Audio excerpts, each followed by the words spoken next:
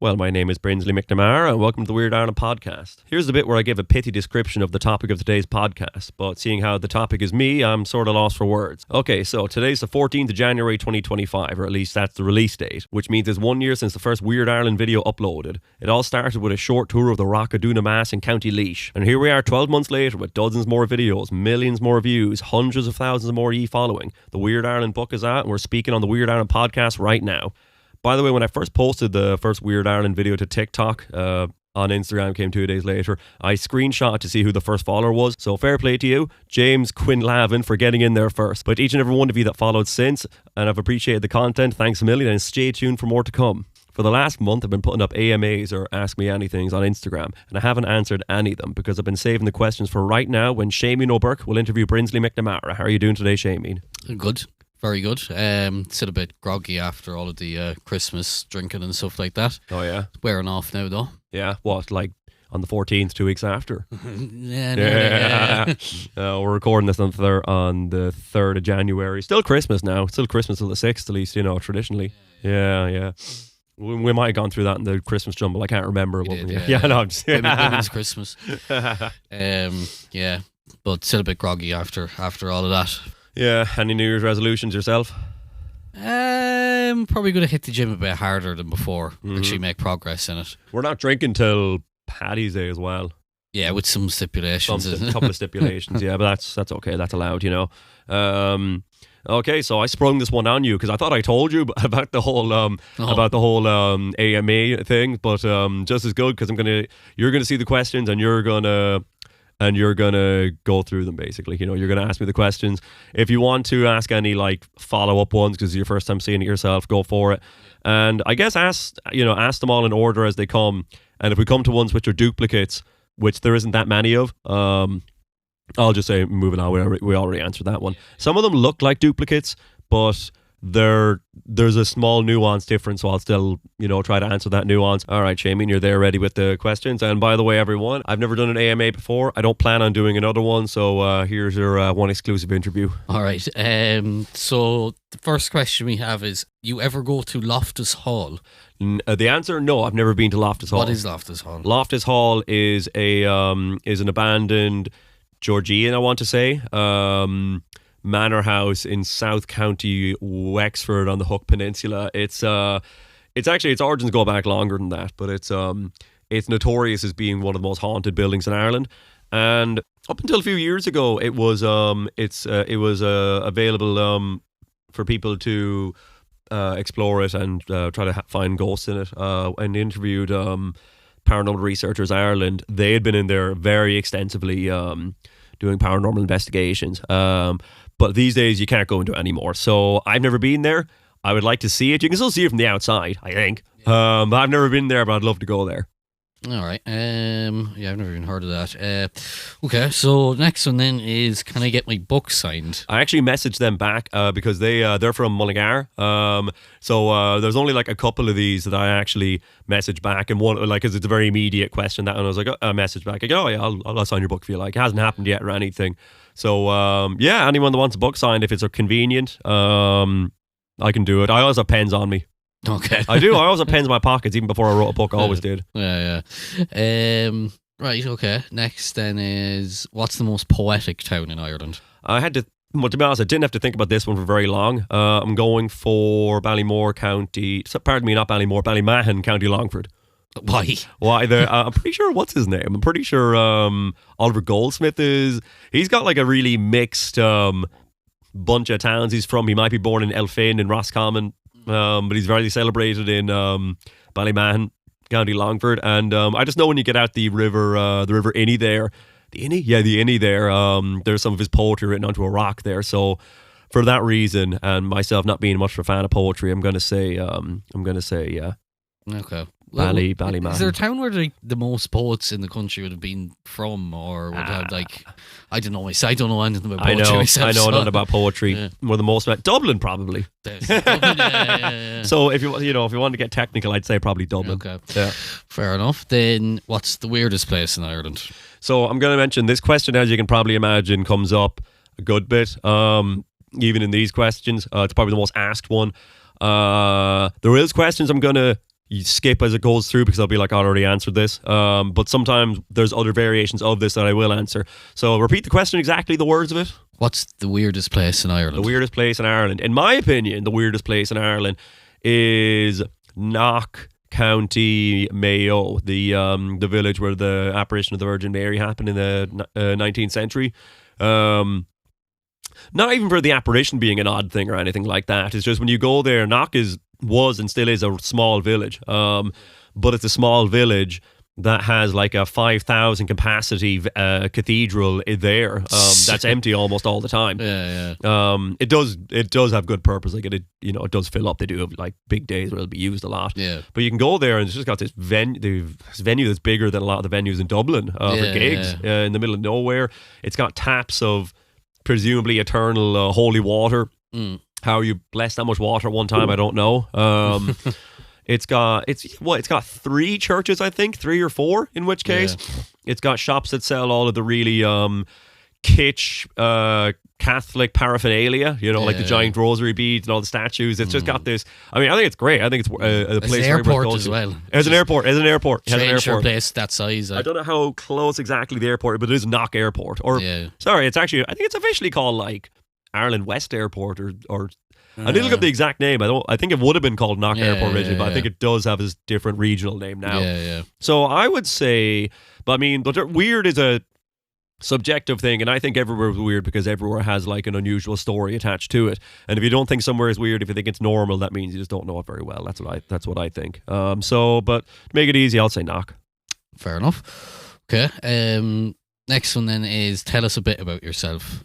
So that's not a question, but I think I'm going to skip that one only because, not as a snob, but as this goes on, because we're right at the beginning, and by the way, there's probably about 200 of these, Shameen.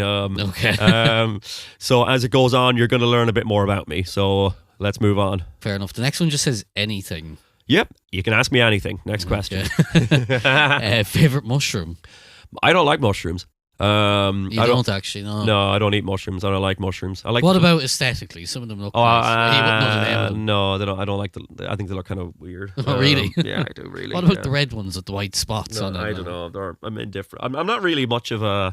I was even just saying this to you. I'm not much of a big into plants or that kind of thing. Okay. Some people love growing plants. I just couldn't care less about them. Yeah. So I mean, I didn't give you an answer there.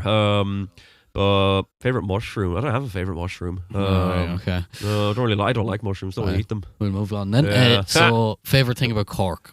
I used to go to Cork a lot. I was there recently because my dad's from Cork/Kerry, so I used to go there like a good few times a year, at least once a year. I always go still to this day. Favorite thing about it though, I've seen all of these questions at some point, which I have to because I have to be able to have a response for them, and I can't remember what I was going to say for my favorite thing about Cork. It's got to be the people's accents. Yeah, it's got to be the accents down there. They're very amusing, And I've got family from there, so if I'm around them too long, I start. It has to be quite a long time. I can start picking it up as well. All right. But it just sounds wonderful and musical. I love it big time. Yeah. Is an interesting accent now. Yeah, I love it. Okay, then next one is. How does Ireland have so many accents for such a small country? That would be an ecumenical matter. I mean, how does that work? I mean, it has to do with length of time for accents to germinate. So that's why you have in the eastern states of the United States of America, there's more accents than on the West Coast or in the mid. Has to do with influences bouncing off one another, and also what do you call it? When something's endemic, it means like if a species is endemic, like the dodo is endemic to Mauritius. Only the conditions that live there in isolation for a very long time could allow it to gain its unusual features that weren't found elsewhere. And accents are a similar thing. If the conditions surrounding them give them that thing, and the outside mixtures or the lack of outside mixtures make them that way. So I don't know what to say beyond that. I don't know if Ireland have like more accents than like any other country, because England has loads, Scotland has plenty as well. Yeah, people have told me. One guy has told me, I don't speak any French, but I'd like to. That in mainland France, a lot of the accents were. Or no, sorry, I'm getting slang. He said slang. There's not a lot of slang between different parts of France because there's such a academy of having one type of French language or something like that. All right. Okay. Now I don't speak French, and this is one thing that one guy said to me like 4 years ago. Okay. Fair enough. Yeah, so I don't know. I don't know the answer to that, but I Yeah. think it's I think it's a terrific thing, and It's more of a question for linguists now than anything. Really. well, I do love talking about languages and all Yeah. that kind of thing, but that's that is the age-old question. Yeah. Yeah. Right. Anyway, next is: have you done much on Wicklow yet? Not enough. I've done Hollywood Village, County Wicklow. I've done the how is it, the Howard Mausoleum? The Howard Mausoleum in Arklow, County Wicklow. When I met up with Paranormal Researchers Ireland, we were in Arklow, County Wicklow again for that. I feel like there's something else I'm missing, but the answer is not that. Yes, but not that many. But I do have plans of doing more things. There's things I really want to do in Wicklow. In fact, just what there's so much there. People say, oh, well, in fact, one of the questions I'm sure will be, will you ever run out of things to do? I mean, I can't get the time to do all the things I want to do, let alone run out of things. Yeah. So yes, but not enough things in Wicklow yet. But more will come. Okay. Then, what's your favourite part of Ireland and why? Well, the homeland advantage goes to Westmeath, but if we're looking at if we're even even if we account in the homeland advantage, because I do love Westmeath, but there's other parts of the country I really like too. My favourite county is probably actually Sligo. I like Sligo. I love as well, Sligo. yeah. I holiday in Sligo, like camping, like at least once a year, more than once a year, to be honest. And yeah, I love it there. It's next to the sea. It's got great surfing. It's Strand Hill is just cool. I really dig all the counties. Great hiking and all that kind of thing too. Great videos to be made there. I'm gonna give it to Sligo. Okay. Yeah. The next one is It's like it's like an interview. No, like a job interview. Yeah. I've never done this, so I don't really know what to say. The next one is, I know the answer to this one is: are you a big GAA guy? No, I've never played GAA. Never played any sport. Never played any sport. Don't watch. The only sport I would watch on TV is rugby, and that's only specifically when it's the Six Nations, which is soon actually. It is actually, yeah. And that's only because it's very easy to follow. Yeah. It's and we win more often than not. So Yeah. that's the only reason. But I know I'm not into sports, and I never played any sport, and I've never been in the GAA. Yeah, same as me. Then, is a documentary something you consider doing, perhaps on RTE? A documentary is something I want to do, and it's something I'm looking into doing. I'm easy with whoever you do it with. I mean, in Ireland there's RTE and there's Virgin Media and there's TG Cahir as well, but I mean, don't speak Irish too well. It's something I'm open to. It's something I want to do, and if I'm being honest, it's actually one of my goals for this year. So no word on that yet, but hopefully stay tuned for something like that. Okay, then. Okay, very good. Very good. Yes. Can you save your stories by county, as it would make weird exploring easier? That is the only other person I did respond to, rather than wait for this. I didn't, put it on the story, but I responded to them personally, just to make it easy for them. I did that already back in September. Where if you go onto the Weird Ireland Instagram, you'll see all the in the story highlights. It's organised by county. And they actually when I messaged them, they said, "Oh, I just saw that afterwards. Thanks for that." So if you want to see all the posts that are done in County Offaly, for example, you'll go into the Weird Ireland Instagram or TikTok, and there'll be a playlist or a story highlight that'll say Offaly. You click on it, all the videos that are done there will be in there. Okay, then can you come down to Limerick? Yeah, that's a county I've never done any. Never done any videos in yet. I actually filmed a video there just 3 days ago. So by the time this comes out, this podcast might already have a Limerick video up, but I need to do more than just that one. But it's another one of these things, just getting around to doing all these. Yeah, there is. We've got a good spread of a lot of counties get a lot of focus. Plenty of, very good job, admirable job, really. There's ones that get less of a focus, like Wicklow has ones, but not that many. And then there's ones like Limerick, which as of now have no videos done on it yet. Yeah, I haven't really heard you speak about Limerick that much. I don't know a huge amount about Limerick, not even Limerick. I have been to Limerick City a few times, but not too many. The next one is this is a very stupid question. Now, so Yeah. someone we know. Yeah. Who do you think would win in a fight, the Rizzler or Big Justice? That's Miles. Yeah. Miles is actually sick today, so he's so we're taking over the producing from him. But can you repeat the question? It's Who would you think would win in a fight, the Rizzler or Big Justice? I think it would probably. I mean, I'd like to say the Rizzler, but the Rizzler is literally like 7 or 8 years old, and like, and Big Justice is like 12 or 13 or something like that. So I'd give it to Big Justice. It's an easy one though. Yeah. I think it's easy enough. Yeah, I think it's easy enough one. Yeah. And if maybe that's not the consensus online, I don't know. If anyone else doesn't know the Costco guys, I don't know. Maybe that's something that stays in 2024 and doesn't make it into 2025. It should stay there. Yeah, I don't know. Yeah. Right. Next one is, please can you describe the taste of football special drink? There is 2 schools of thought on that. There is some people who say that that football special has a unique taste that is hard to describe, in the same way that if you ask somebody to describe Coca-Cola, you'd find it very hard to describe what Coca-Cola tastes like. Then it just tastes like Coca-Cola. And people say the same thing about Iron Brew, that you couldn't taste. I mean, Iron Brew, I say, tastes very sweet. Tastes sweeter than any of those. Football special, I mean, I couldn't. Okay, and then the other school of thought is that it tastes like cream soda. I was more into the camp that it tastes like cream soda. The funny thing is, McDade's actually also do a cream soda, and it doesn't taste like the football special. Yeah. So closest thing you could say is cream soda, but not really. Not quite either. Yeah. I'm more a fan of their pineapple one. Oh, the pineapple one's good. Yeah, really the pineapple one's really good. Yeah.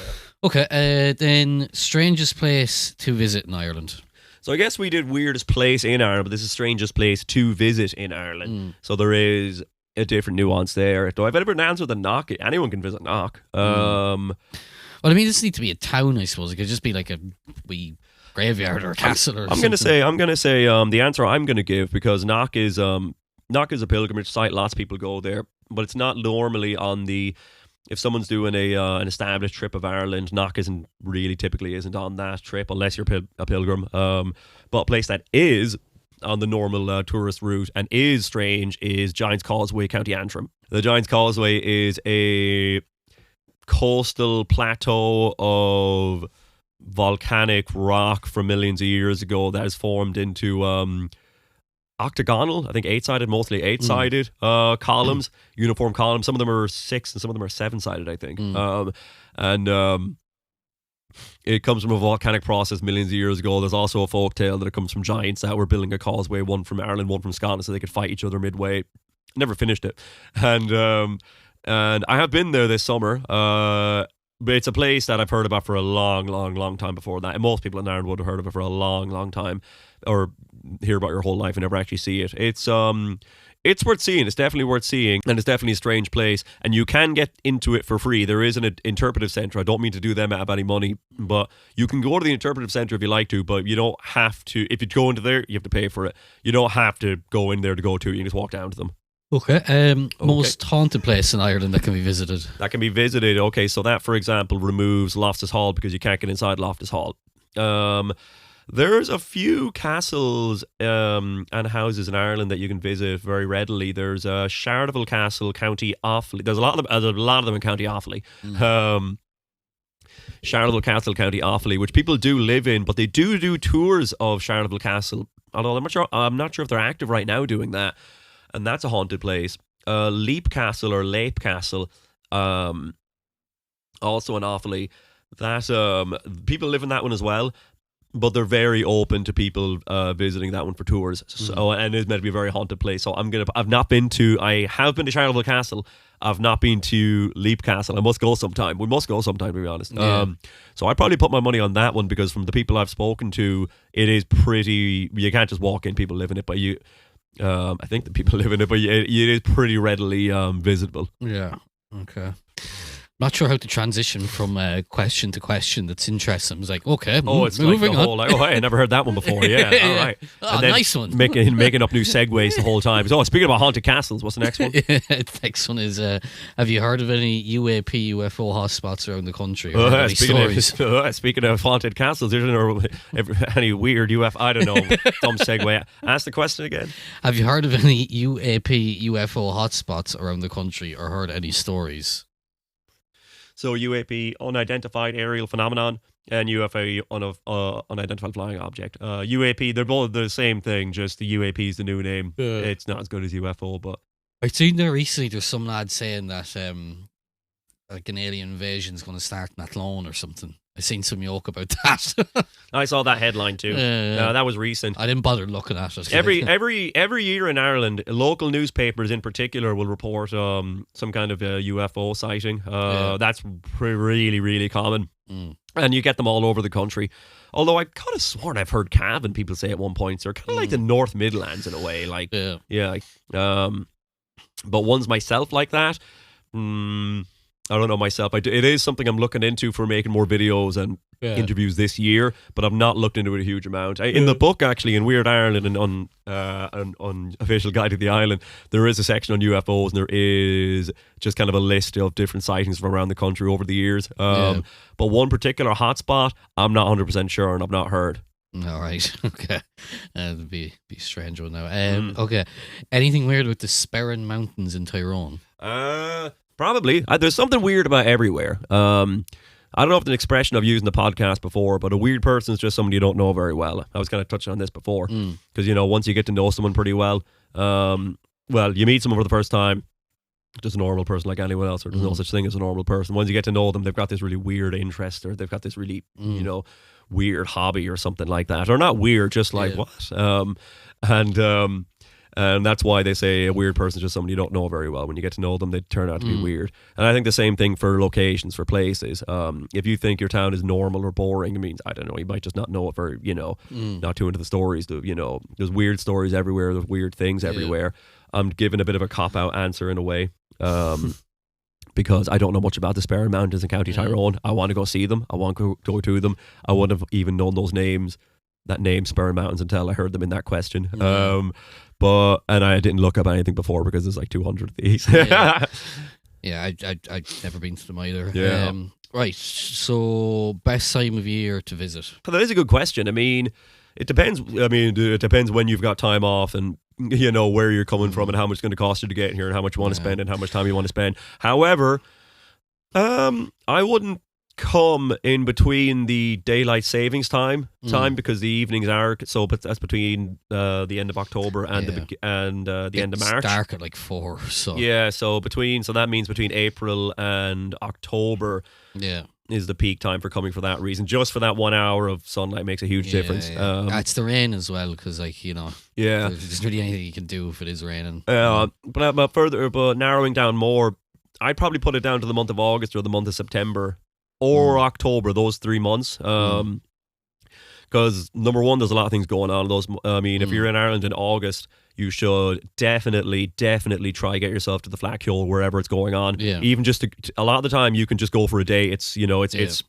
transport. They bring more bus services, so it's it's easy enough to get there, be there for the day, and then leave in the evening. Go back if you're not staying there, which can be hard to do. So that's one great reason to be in Ireland in August, and one great thing to do in Ireland in August. September really is a beautiful time of year. All three of these are October less so, but August and September are really, really busy for tourists being in Ireland. But that's a great thing too, because when you're staying in the hostels, you just get a great vibe of all the different people coming to visit and explore the country.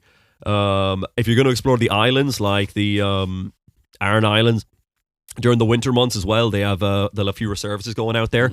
So you're restricted there. But in August and maybe less so September, it's got good services then. So I don't know. I feel like it's a boring kind of answer, but I would say one of those 3 months. You know what? Actually, also October has a lot of Halloween festivals. It has the Puka Festival in Athboy and Trim, which has some really cool stuff. Is the Bram Stoker Festival in Dublin. It has Derry Halloween. So there's a lot going on in Ireland in October.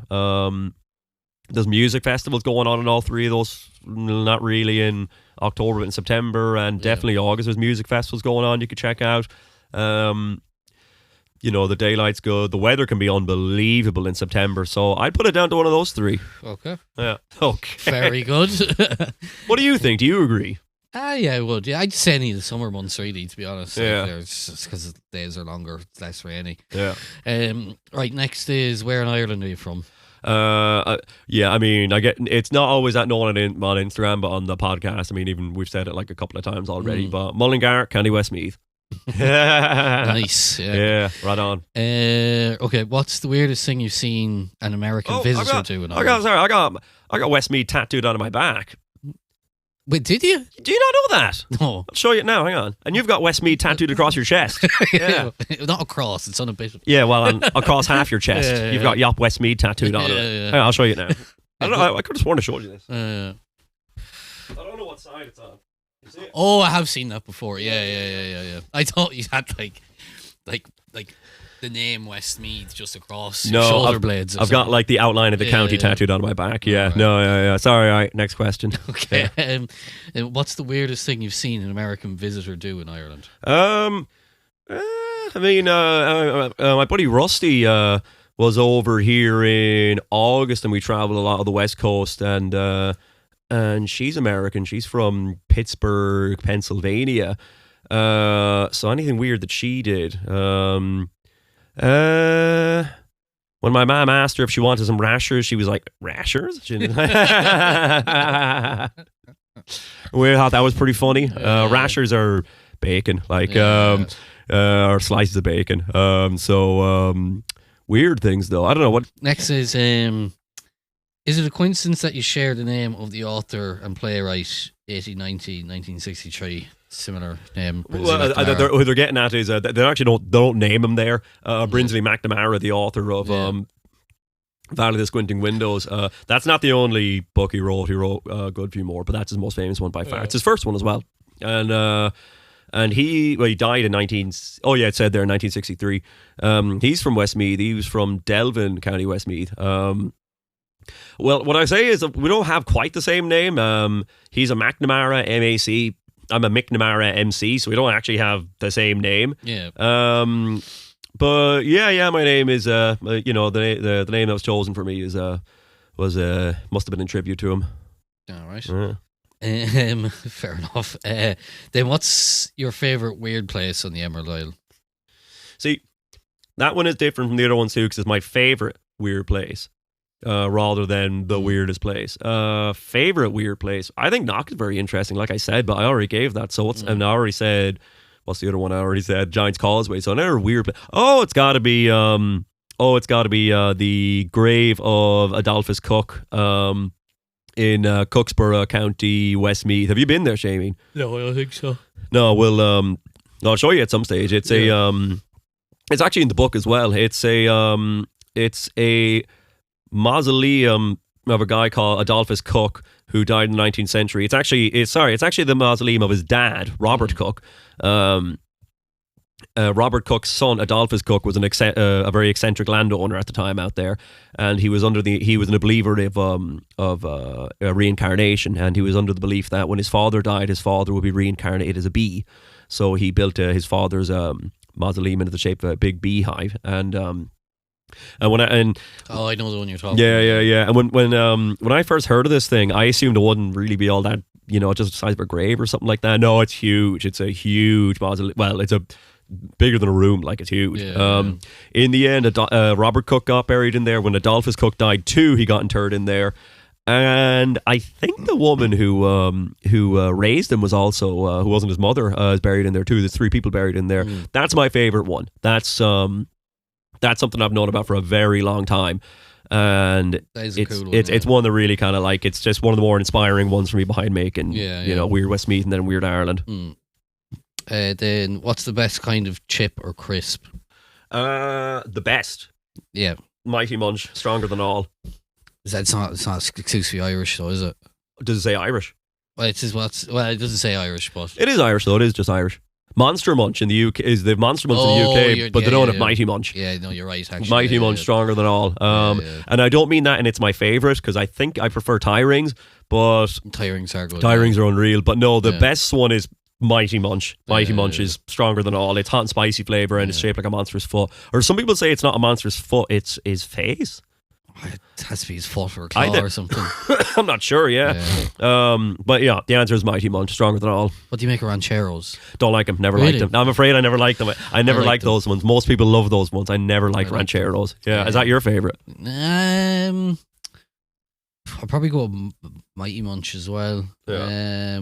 I used to like Banshee's bones too, but you don't see them anymore. No, you do. They still exist. Oh, do they? They brought them back.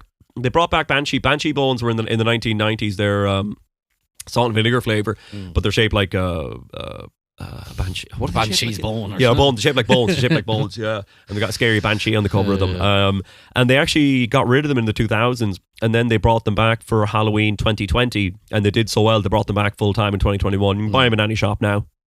How many wishing wells in Ireland? Loads. There's loads. There is websites online that documents as many Irish holy wells as they can. Yeah. So there is databases of these things. You can check out online specifically for holy wells. I don't know if a wishing well is a different thing. I presume they mean holy well. In Westmeath alone, Jesus, there's a lot, dozens in Westmeath alone. Dozen more anyways, so the whole country, hundreds, maybe, definitely hundreds, 1,000 more. It's a lot. It's a fucking lot, and in very, very different states of, some of them are, all that's left is like a hole in the ground in a field, and then other ones have a gigantic shrine, like St. Bridget's Holy Well in County Clare. That one is a huge, huge thing. Okay, then what was your number one on your Spotify Wrapped? In 2024, my number one song on Spotify Wrapped was Man Eater by Nelly Furtado. All right. And my number one artist on Spotify Wrapped in 2024 was Linkin Park. Because when the Oasis reunion got announced, I listen to Oasis a lot anyways. So they didn't bump up in my Wrapped because I listened to them a lot anyways. But Linkin Park, when that got announced, I hadn't listened to Linkin Park in a while, so I was like, I was going to go back and listen kind of thing, and just got obsessed again. So I know Linkin Park were number one. Okay, then next one is, are you constantly on the road? No, definitely not. When we make videos, we do it in we try to do as many as we can in a day. And you can do quite a few in a day if you plan it out right and go to a certain place. So it's more like done in bursts, and then sometimes there is smaller ones that you can do, here and there, tipping away. But no, the majority of the time I'm actually not on the road. The majority of the time I'm at home. That's about it. It may not look like that, but that is the case. Oh, by the way, a lot of the videos that go on to Weird Ireland were actually on my phone already for like 2 years before that. So I was able to upload ones I already had for years on my phone, So it may look like I'm doing a lot more travelling than I actually am. Yeah. Okay, then most underrated county in Ireland? Longford. The reason being that if you look at the counties that are overrated, to say so, could be Kerry, because Kerry gets very, very highly rated. I don't think it's overrated, but it's very, very highly rated. When you go there, it's absolutely unbelievable. Donegal is a very, very highly rated place too. And once again, when you go to Donegal, it's absolutely brilliant. But then you go to the counties that get less spoken about. And by the time you get to the one that's Longford, I'm pretty sure is the county that's the least visited by tourists in the whole country. And for that reason, I think it deserves. I mean, somebody has to be the least visited. If the least visited county becomes the second least visited county, then something has to be mathematically the least visited county. Yeah. But for that reason, I would say County Longford, because County Longford is the least visited and perhaps then the least rated one. And there's tons of terrific stuff to see there. It is very rural. I've not made enough videos there yet. I've made a few. And it's just right next door. It's the nearest county to me that isn't the one I'm in right now. So I'm going to say Longford. I wish I could say some great. There's a lot of abandoned castles in Longford. There's a lot of old towns in Longford. when I'm going around Longford, I always feel like I'm playing Skyrim because it feels like you're on a mission and you can just kind of walk into anywhere and go look around them, and it's just cool, you know? Yeah. Okay, next is, would you let me buy you dinner next time you visit Ireland? Sure. Fair enough. Then what's it like hopping around between counties? Lots of trains, paths, other adventures. I don't know. I don't know if the question is like exactly about transport modes or whatever kind of thing. The majority of the time, it's in a car. And I can't drive, so it's always someone else driving me. And there's lots of different people. Miles is one of the biggest drivers. But there's other people that drive me around all the time. Other than that, yeah, trains come into it as well. Buses come into it more so than trains. Me and Andrew hitchhiked from Mallinhead to Mizenhead in a day. So that was all hitchhiking. But that's not our common way of going around the place. So yeah, you know, I like being on buses. I like being on trains a lot. Yeah, it's pretty good. I enjoy it, you know. Fair enough. Then what's your typical order from the Chinese or chipper? It's a boring enough one, but if it's a Chinese, I've gotten big into spice bags or munchie boxes. If it's more than one person you're getting it with, there's no point buying 2 spice bags and munchie boxes cheaper, and you get more in it. And you get chicken balls in it, which is necessary, I think. And satay sauce. I get satay sauce, not curry sauce. And if it's a chipper, it really is just a bag of chips. That's it. I don't get fish. I don't get really burgers. When do a phase again? Not really. No. Sometimes very sparingly fish. Yeah, I've never actually seen you eat fish and chips. No, you wouldn't really see me eat. I don't eat the most fast food like that in general. No, you don't actually. Yeah. No. Then this one's a bit of a repeat, but where's the weirdest place in Ireland? I think that is a repeat. Yeah. Sorry about that. We're not snubbing you, but we answered it earlier. Then favourite film? With Nail and I. You knew that one, did you? Don't know if I would have guessed it, but now you say it, yeah, it makes sense.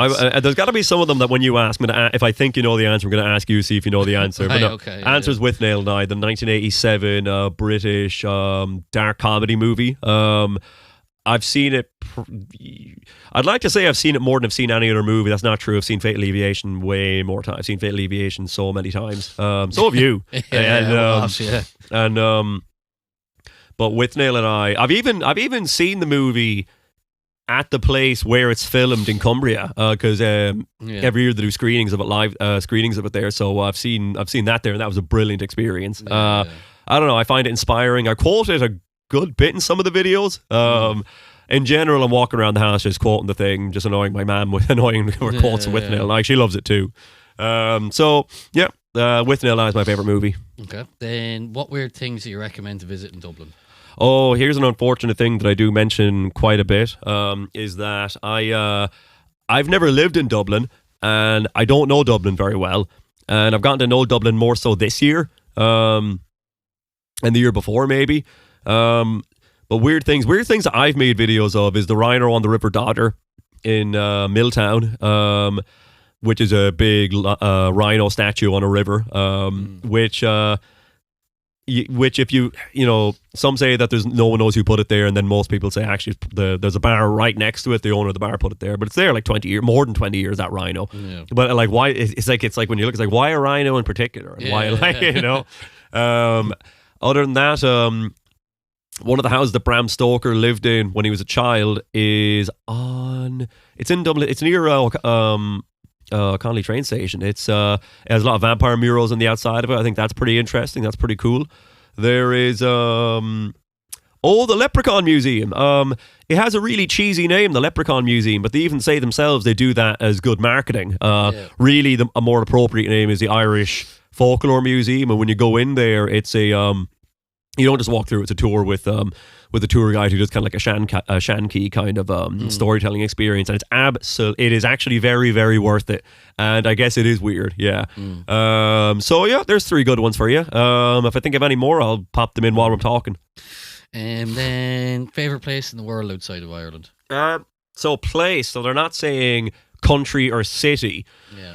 I'm gonna entirely outside of Ireland. I'm gonna go for Seville, Spain. I lived there for 6 months, and I visited there a lot of times since. I have a lot of friends there. I might visit soon. I have a lot of friends who still live there, and I had a great time living there. Yeah, I mean, even the really, really like 43 degrees Celsius weather in the summer, that never bothered me at all. That never bothered. No, I never bothered that. Really? Never bothered me. I wouldn't be able to handle that. No, I've lived there in summer. I lived there in winter. Never. Yeah. I prefer the really hot in the summer. That doesn't bother me at all. Just don't go out in the middle of the day, and that's it. It's easy. And then go out in the mornings and the evenings. No, love it there. Great. The elevated Hercules, just great. Great. It's like a district of bars, a nightlife district in the city. That's great. It's got stuff going on constantly. It's so frequently there's really Catholic religious festivals going on. They're just kind of nuts looking, with big statues of Mary everywhere. No, it's a fun, vibrant place, and it's not at the sea, but that doesn't bother me. But the sea, that you have to like go like an hour, travel like an hour and a half to get to the sea. But the bits of the sea which are in the Atlantic, they're not in the Mediterranean, they're on the Atlantic. So there is surfing there, great surfing there. You've got you've got coastal towns there that aren't at all like the really crowded places up in the Mediterranean in Spain. These are like really quiet and they're like paradise. So yeah, I'd say southern Spain, Seville. Yeah. Okay. Then next one's not a question, just some guy saying footing, slopping, and stacking turf, and the midgets. Yes. Okay. Yeah. Fair enough. Good argument, well made. Okay. Did you write the Squinting Windows? No, I didn't write Squinting Windows. Brinsley McNamara, the author, real name John Weldon. He wrote Valley of the Squinting Windows. Not me. Okay. Then any good ghost stories? Tons of good ghost stories. Do you want to hear one? A short one. Short one, okay. It's one my mum used to tell me when I was a kid. He used to say a lot of ghost stories, and I'm not sure if they're ones that she made up or if they're ones that her dad told her. But one of my favourite ones is about Will o' the Wisp. You know what a Will o' the Wisp is? Yeah, it's a mysterious light that you see in the distance in Irish ghost stories, and a Will o' the Wisp story always takes a similar track. It's where back in the day, so maybe 19th century, early 20th, where there's a guy walking home from work in Ireland, and he left too late or something like that, and he's in a rural area, and the sun goes down before he got home. And back then, when the sun goes down, there's no street lights, and there might not even be that many houses. So he's just when it's pitch black, like if your hand's right in front of him, you can't see it. And of course, he's no torch, definitely has no phone.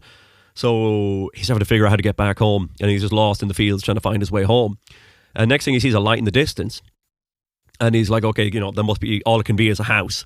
So he's like, I'll just walk towards it, and when I get to it, I'll see where I am, and then I'll have my bearings. So I'll be able to find my way home from there.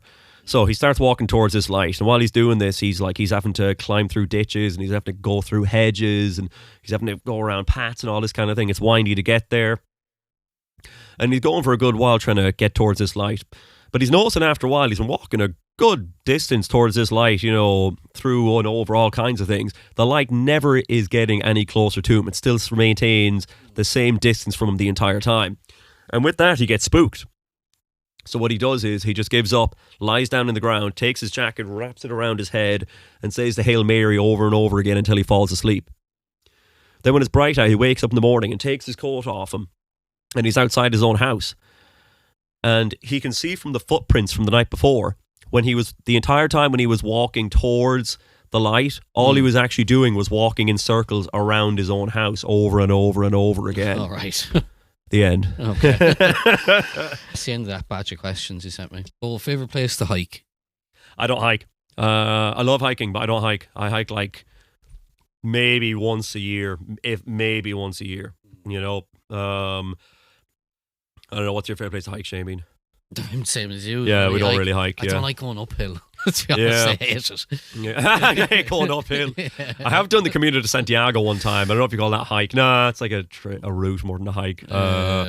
Especially if there's bags involved. I really don't like that. Yeah, fair. No, I actually want to get into hiking and doing more outdoorsy stuff this year. You would think I do a lot of it, but I do a lot of outdoorsy stuff. It's not hiking, I always want to be looking at something, But I want to get into it more this year. So if anyone's got recommendations, do send them in. But I don't hike. Yeah. I don't mind a bit like hill walking, but just like a proper hike is just it's not my thing. Yeah. Then another sort of repeat question, but weirdest place thing in Ireland. See, I saw that one too.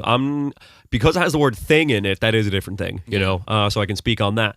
definitely going to give that to St. Oliver Plunkett's decapitated head in St. Peter's Church in Drogheda. Somewhat hesitate calling a real who was a living man's actual head a thing, but you know, I think it's a worthy answer. He's a 17th century Irish. He was a bishop, I think, and he was executed, and he was hanged, drawn, and quartered, which entails their head chopped off. And through a series, it's in the book as well, but through a series of various escapades over the centuries, his head ended up eventually back in Drogheda town and has been on display in St. Peter's Church for about 100 years now. And it's free to walk in and go, look at this thing, a head in a jar. And it is pretty fresh looking still in a lot of ways. It's not a skull. It isn't a skull. So, I mean, it is. I mean, ever since I was little, I heard about Oliver Plunkett's head. It's a well-known thing in Ireland. The name Oliver Plunkett is very well known because lots of sports teams and all sorts are named after him.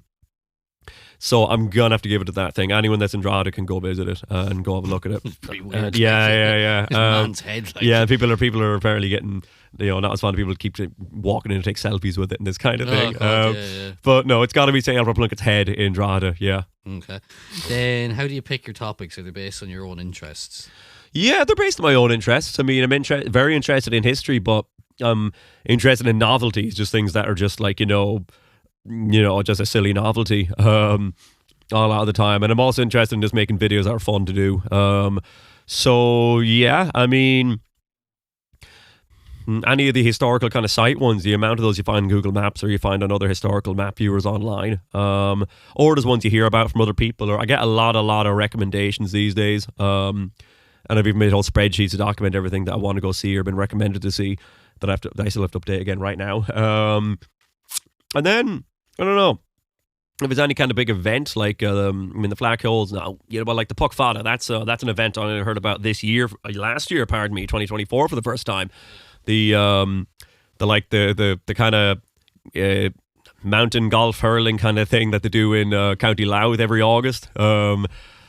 Just the whole novelty of that event just sounded so brilliant to me that I had to go see it. I was at the New Year's Eve party in Portmagee, County Kerry this New Year's, and just the whole novelty of how they go about doing New Year's down there, I just had to see it. I just thought that sounded brilliant, the way 2024 is like an old man being led down the street, then he's shot and killed at midnight, and 2025 comes out, a young person comes out with 2025 written them and greets everyone on the streets. That's just when it's such a strange and unique sounding thing like that, I just love, I love seeing it for myself and I love capturing it. It very much is based on my interest. Not always history, just neat things. Also, I love unusual soft drinks and crisp soft drinks in particular that you just don't see in other places, in other countries too. So I love doing anything with those as well.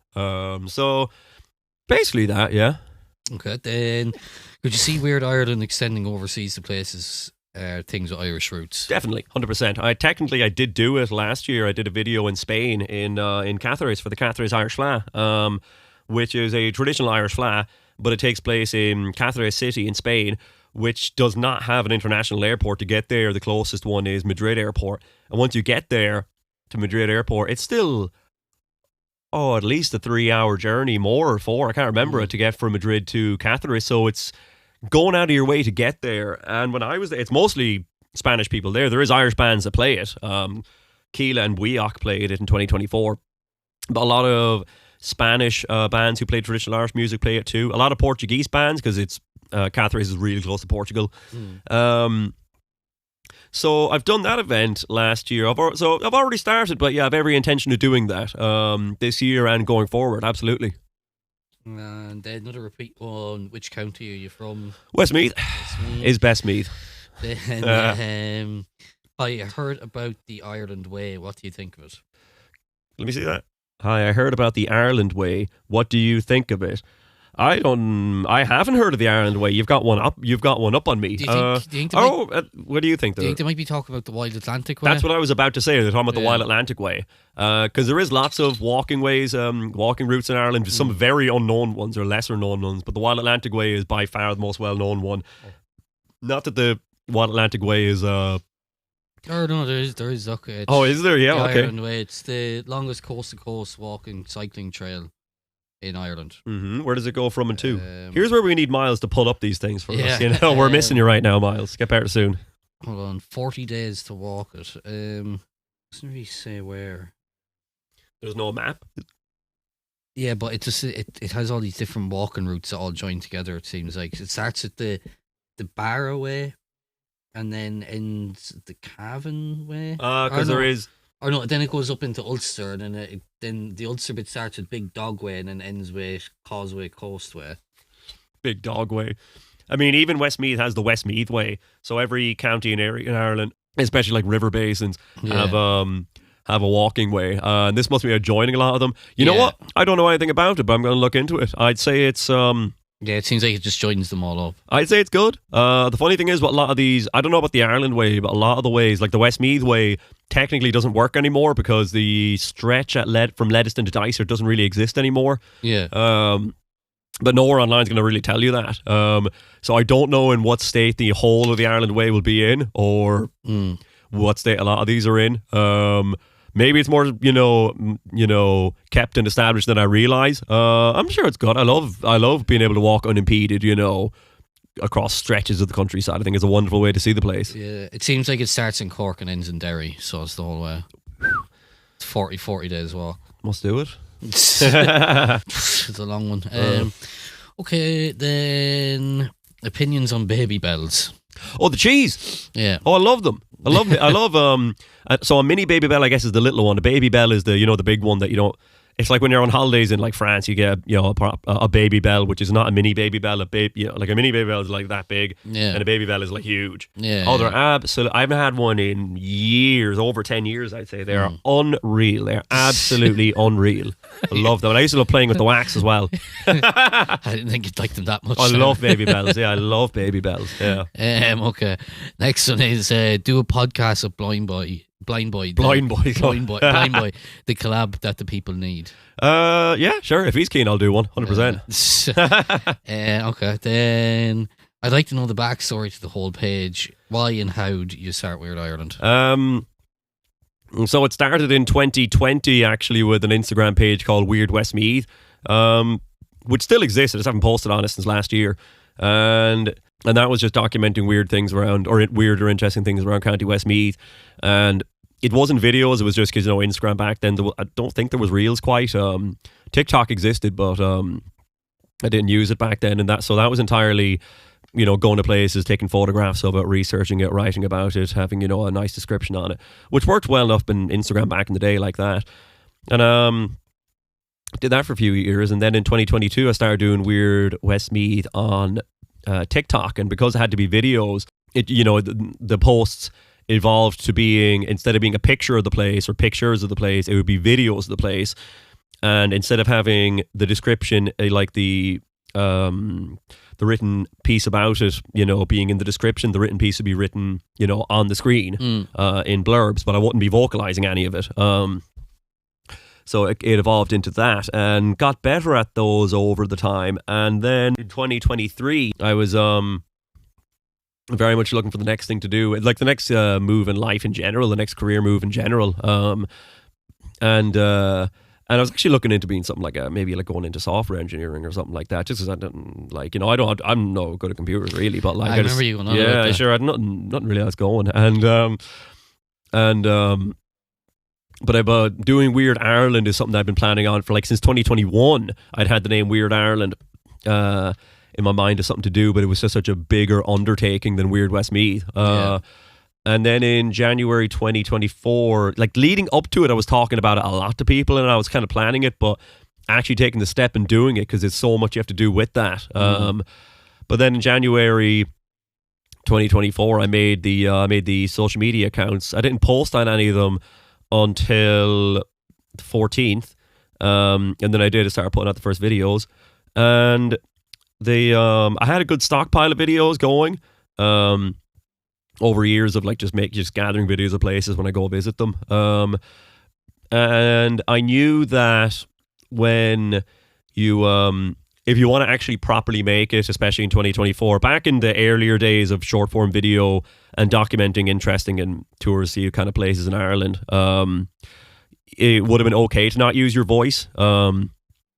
But now the bar was higher, so you had to be able to incorporate your voice into it. It makes it more accessible for people too who aren't looking at the screen or might be visually impaired or that kind of thing. So rather than just having this the stuff written on the screen, I also would vocalize it. I would say it. And I came up with the intro. Well, my name is Brinsley McNamara and welcome to Weird Ireland, because it's a play on the Johnny Knoxville. Hi, I'm Johnny Knoxville. What kind of jackass? Because I'm a huge fan. And I don't know, a lot of my kind of humour from it was already baked in from the way I am anyways, and a little bit of the weird Westmeath humour. But then in 2023, a few months before I made the page, I've heard about Zoe Bread's TikTok. One of my friends told me about it, and I saw her videos, and she doesn't show herself in her videos because it was something I was always very hesitant about doing. And I could see that she had a very indie style of making videos, and it was very quirky, and she didn't have to show herself. And I thought, and she's a huge following, and I thought, well, if she can do this in the UK, and it's not hers is like surrealist vlogging is like the best way I can describe it. It's not like places of interest exactly. But I thought if she can pull it off by not having a high quality camera, clearly making these on her phone, editing on their phone, and inserting humor, which I think you needed to do, I don't see why I couldn't take what I'm already doing and kind of do it with some of her approach. She was a big inspiration in that sense, by all means. I don't see why I couldn't pull it off in the same way. And it took off very quickly in February in particular last year is when it took off crazy big. Got like 200,000 followers in like 7 weeks. And yeah, that's the whole genesis of it. And since then it's grown to, the book, the podcast, and more since then. So yeah, that's the origin of the whole thing basically. All right. Yeah. Very good. Prior to that, I was always very interested in exploring, abandoned buildings and castles and old places out in the countryside. So it's always an interest I've had, and I've always been big into history. Me and you read all the horrible histories. We did history in school. I did history in university for a bit. No, history it was and is always something I liked as well. Okay. Then who did you have the most fun with interviewing? Oh, this is, let me see, I know who's asking that. That is Lobas Urbex. Yeah, that's Julia Inez asking that, because I interviewed, I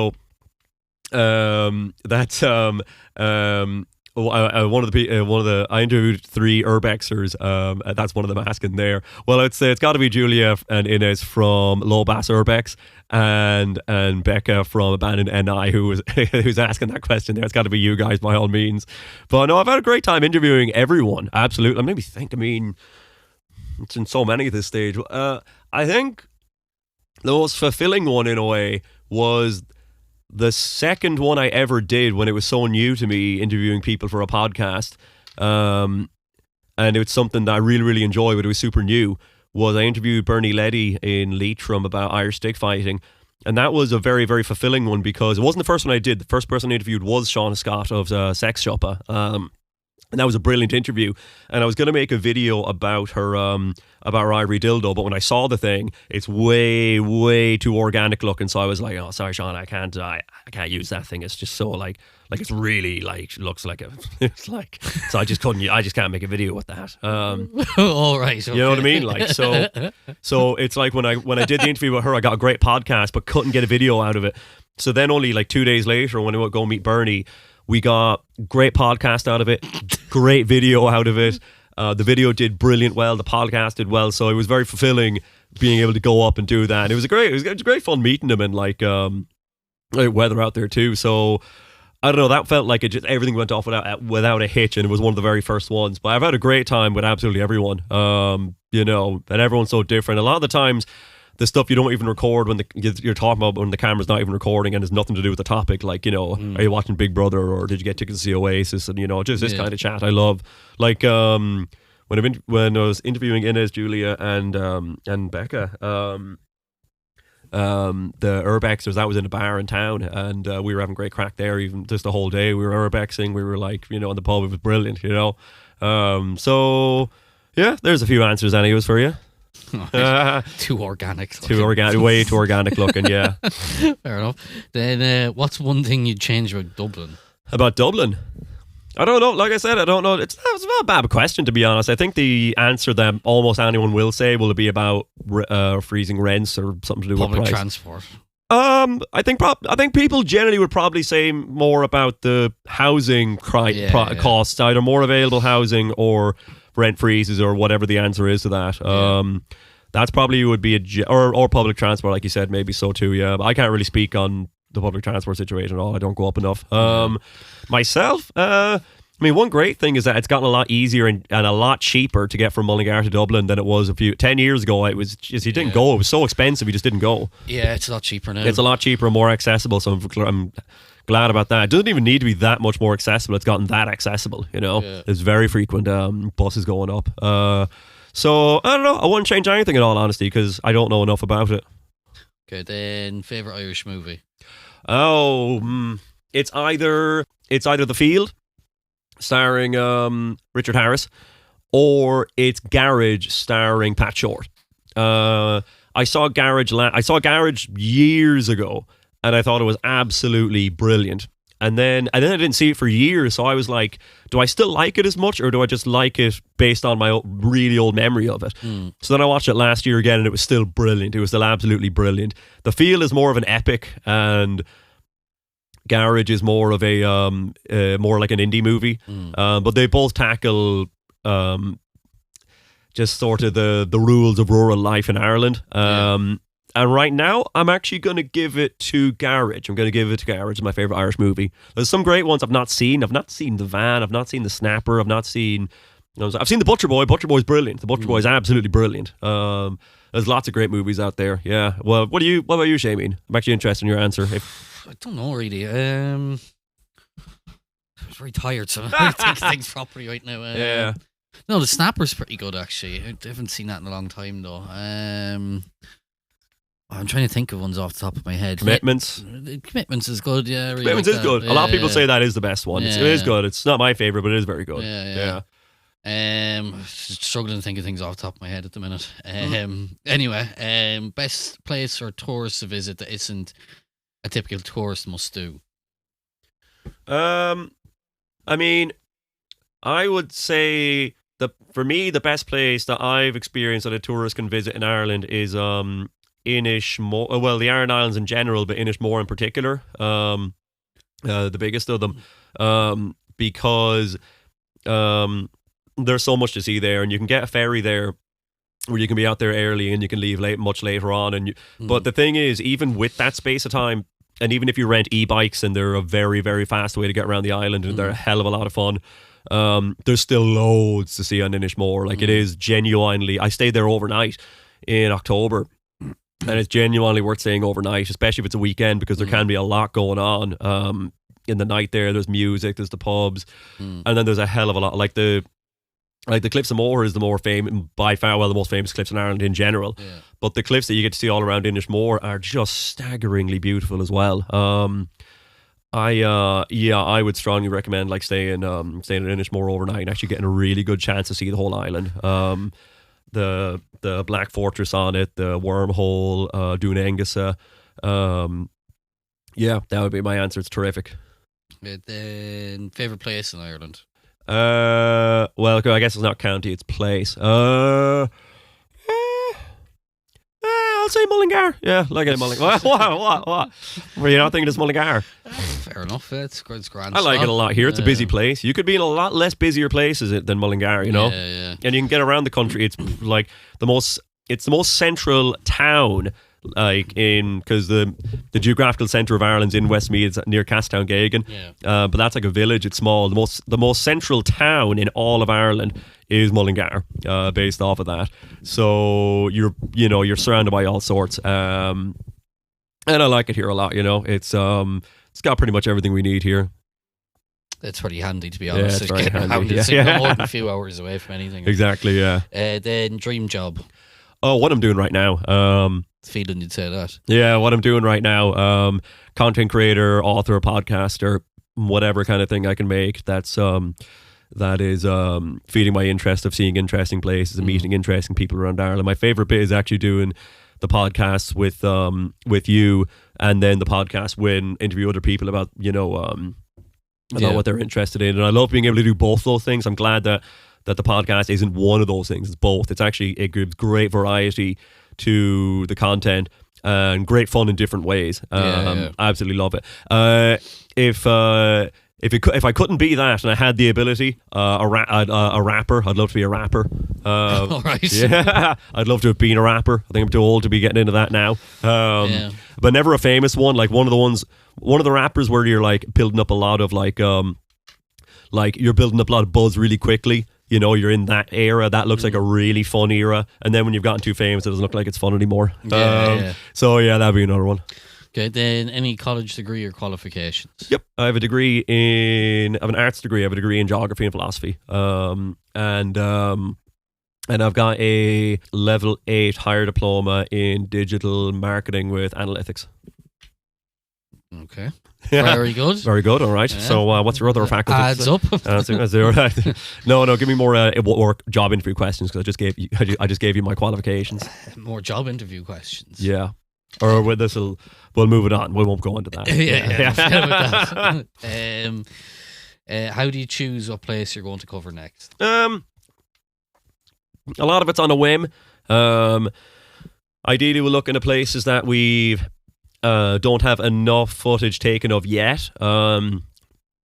Or it'll always be if you can do a bunch of things in the one day. If it's not just going, a distance just to do one thing or something like that, or if you're staying overnight, being able to do a few things. It's always, or if there's an event on, well, then that'll dictate where and when exactly you're going to it if it's an event. And it's one I'm interested in. It's one that has sparked my interest and I think I can make a good video of. If the video does not have interesting footage by its definition, then there's not much point in doing it. I don't think, at least not for short form video, because you need to be able to make a visual impact.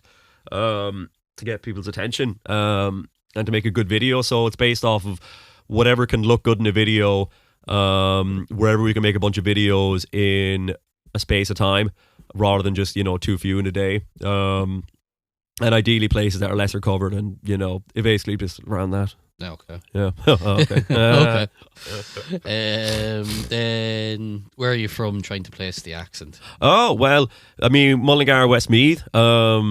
But the accent thing is actually something that comes up really, really frequently, not just in Weird Ireland, but my entire life. On Weird Ireland, it's the first time in my life people started saying I sounded like I was from Newfoundland in Canada. I never once heard that, before. But it comes up a good bit on Weird Ireland, in comments on Weird Ireland. I have a feeling that because you use a lot of Americanisms like awesome. And I do so use a lot of Americanisms. Yeah, growing up, people always thought I was American. I watched too much American TV when I was a kid, and neither of my parents have. Like my dad's from Cork, and he doesn't really have he's a pretty neutral and well-spoken enough accent, and my mom's from Mullingar, and definitely has a Mullingar accent, but not like the most rural. Well, she's not rural; she's a townie, so not the most country accent or anything like that either. So relatively neutral based off that, and then just lots of TV when I was a kid, and then I don't know. I think it just comes from that. So yeah, the accent's definitely something that's come up for me a lot, but I think it's worked very much to my advantage now because I sound very different on videos. It catches people's attention, and it just, some people say I sound American, some people say I sound Irish but well spoken. Some people I remember even a couple of years ago when I was in Nicaragua where they were Irish and they were like, "You sound Irish, but you sound really strange," or something like that. But Newfoundland, I'd never got that until social media. Yeah.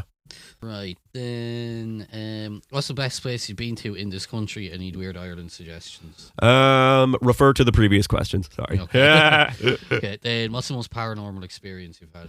That I've never seen a ghost. So I've never had an outright paranormal experience like that. The closest thing I've had, I actually talked about at the Halloween one, where me and Torsten went into the basement of an abandoned building. The one that was like it's like a long corridor like that, full of pipes because it was like a service basement. Yeah. And we get to the pitch black, even though it was daytime outside. Yeah. So we have to use our phones to get our way around there. And we get to the end of the corridor, and you take a left turn, and it ends just shortly after that. And as we're approaching the end of it, I catch a glimpse of what I thought looked like the figure of a person. Yeah. And I get scared, and I aim my light down so I couldn't, see it anymore. And I was like, "George, like this at the back of the tunnel." And he was like, "Oh, Brinsley, don't." And I was like, "No. Like, I'm not trying to wind you up. I think there is something back there." Yeah. And we didn't take a look any further. We just left. And I feel like either it was just a different coloured pipe. Because it's full of pipes down there that I mistook for something like that. Or I like to think that maybe local kids put a mannequin down there to scare the people that got to the end. Because I remember I said on that podcast as well, there's this phenomenon called pareidolia where our brain just creates or thinks it sees human objects and things that aren't humans. We're attuned to that. We're attuned to seeing each other and things. Yeah. Right, then, any fairy stories? No, I don't. I've never seen a fairy. I've never. I was never told fairy stories growing up ever. I was told plenty of ghost stories, but fairy stories never. Fairy lore never. So I don't have any. I was hanging out with Bobo the Bard in Clare because I wanted to talk to somebody for a podcast and for video that does actually have like experiences and like practices with that because I don't have any. So I've heard of people, but me personally, no, don't have any personal fairy stories or anecdotal ones or anything like that. Okay. Then have you ever visited the Devil's Cauldron, Clarenbridge, County Galway, or the Hellfire Club in Dublin? The first one I've never even heard of, to be honest. The second one, the Hellfire, I shockingly have never been to the Hellfire Club. I was meant to go in November. It didn't go through in the end. I will go eventually. But surprisingly, I'm very surprised I've never been to the Hellfire Club because it's one of the most famous things like that to visit in the whole country, like, you know. Can you just name the first one again? The Devil's Cauldron. The Devil's Cauldron. I'm just going to look it up on my phone just so I have it there ready to like look up on another occasion. Devil's Cauldron. Hang on. Great name. I'll say that much. Devil's Cauldron. I haven't been. I think it's just a waterfall. I'll look into it. But I haven't been there. It Sorry, does look no. really cool. Yeah. Yeah. We'll go there. Right, then would a documentary series be something you consider doing? Oh, I think that's the same guy before. He was just making sure that his question went through. Absolutely. Okay. Then who is the one person that got you interested in history and folklore, or i.e. teacher, parent, etc.? My mum / my granddad, her dad. I remember, that's two people, but it's, I guess, a fusion of the, I guess if I had to pick one, it'd be my mum, but I remember back in 2003, I remember my granddad, when he was still alive, he brought us on like me and my sisters and parents on like a trip around Westmeath, looking at all these really old places. It's the first time I ever saw the Hill of Lara in near Ballycarrigy. And the whole folklore there, where like you sit down and it cures your back, and like, you know, St. Patrick was there and he sat in it, and that's why it does that now. And I've brought so many people to see that since, so many people. And that one particular day really, really resonates in my head. I remember it very, very well. And it would have been through him we knew about the Beehive in Cooksborough as well, the Beehive Mausoleum. And through him / through her, my mum, it would be those two people. And very often I'm going around making videos for Weird Ireland. It's her driving around too, and she's got a great interest in these. Or even back at Weird Westmeath, there was even more so her. All right. The next one is, hi, I'm from Canada. Why do you think all of these Weird Ireland sites exist? Why do they exist? Yeah. Well, various different reasons. Holy wells, a lot of them are there. Perhaps even pre-Christian time. We're not even sure about all of them. Yeah. Castles, well, I mean, the Normans needed a place to, you know, defend themselves from the savage locals, I suppose. And I mean, places like, you know, fast food restaurants. I mean, like Supermax, you know, getting the sausages and that kind of thing there in those videos. People need to eat. People love eating, and there's money to be made of it.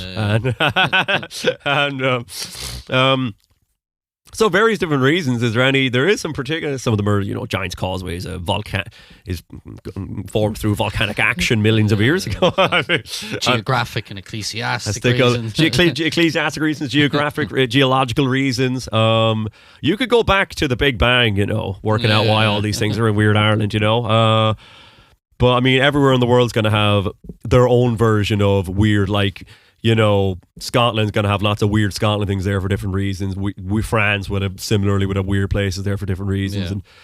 And you know, you'll find weird places everywhere, is what I mean to say. Okay, then what's your opinion on the Young Offenders? Oh, the I've never seen the TV show. Do you know it, Shameen? I know what it is. Yeah. I've seen the film. I've seen the film. Yeah, I love the film. I thought the film was hilarious. I saw it years ago. I thought the film was absolutely hilarious. I haven't seen any of the TV show. And I don't think either of the actors are actually from Cork at all, but they do the accents very well. It's funny. It's very funny. I enjoy it. Yeah, it's funny. Okay, then weirdest place you visited? I think we covered that. Yeah. Refer to the previous questions. Yeah. Then, do you believe in fairies? No, I don't believe in fairies. But like the thing with these any belief ones is my belief and anyone's belief has very little to do with whether they're real or not. If fairies are real and I do not believe in them, my disbelief in fairies will not make them any less real. And if fairies are not real and I believe in fairies, my belief in fairies will not make fairies are not real any realer. So I can't say for sure about any of this, but I've never experienced one, and I don't know. I've never grown up with any fairy lore whatsoever. Yeah, neither have I really. Yeah, it's not really a Westmead thing. Rural thing. Yeah, well, it's not really It's not really around. I just don't think it's much of a Westmead kind of thing. Yeah. Then what happens when you run out of Weird Ireland? Is there a plan? Oh, I mean, like as we were saying there, I mean, like talking about going to Wicklow and talking about going to Limerick, it's just getting the time to do all of these things, you know. So there's still videos coming out all the time, plenty in the batch, and plenty of places not gone to yet. And I don't think it's ever going to run out in that kind of sense. But other than that, I do want to make videos in other countries. I want to make ones in. I want to make. Stuff pertaining to Ireland that you can do in other countries. There's lots. There's absolutely loads. There's Irish team stuff all over the world. So that would be awesome to do. I've got some big ideas for that. And then in general, maybe on my second channel, I'd like to do some videos of unusual things just in other countries in the world. In the UK, most obviously, because it's very close by. And then Spain, so I used to live in Spain, and I'd love to do España Extraña, the weird Spain, and just do weird things around Spain as well. Okay, then best thing in Ireland for a visiting student to see? Depending on the type of student, wouldn't it? I suppose so. Yeah. What do you think? I don't know, if you're like a student of history or art, I'd say go see the Book of Kells in the Long Library in Trinity. I've not seen that yet. It's very cool. Like it is. I don't think it's that expensive either, and there's a museum attached to it as well. But like for art students and history students, it'll be good. Yeah, for sure. Then I don't know, geography student, go to Giant's Causeway or Cliffs of Moher or something. Yeah. Or no, the Burren. The Burren. Oh, the Burren. Yeah, go Burren. Go Burren in general. Yeah. And then what if you're a big session head like? Go Galway? Limerick as well.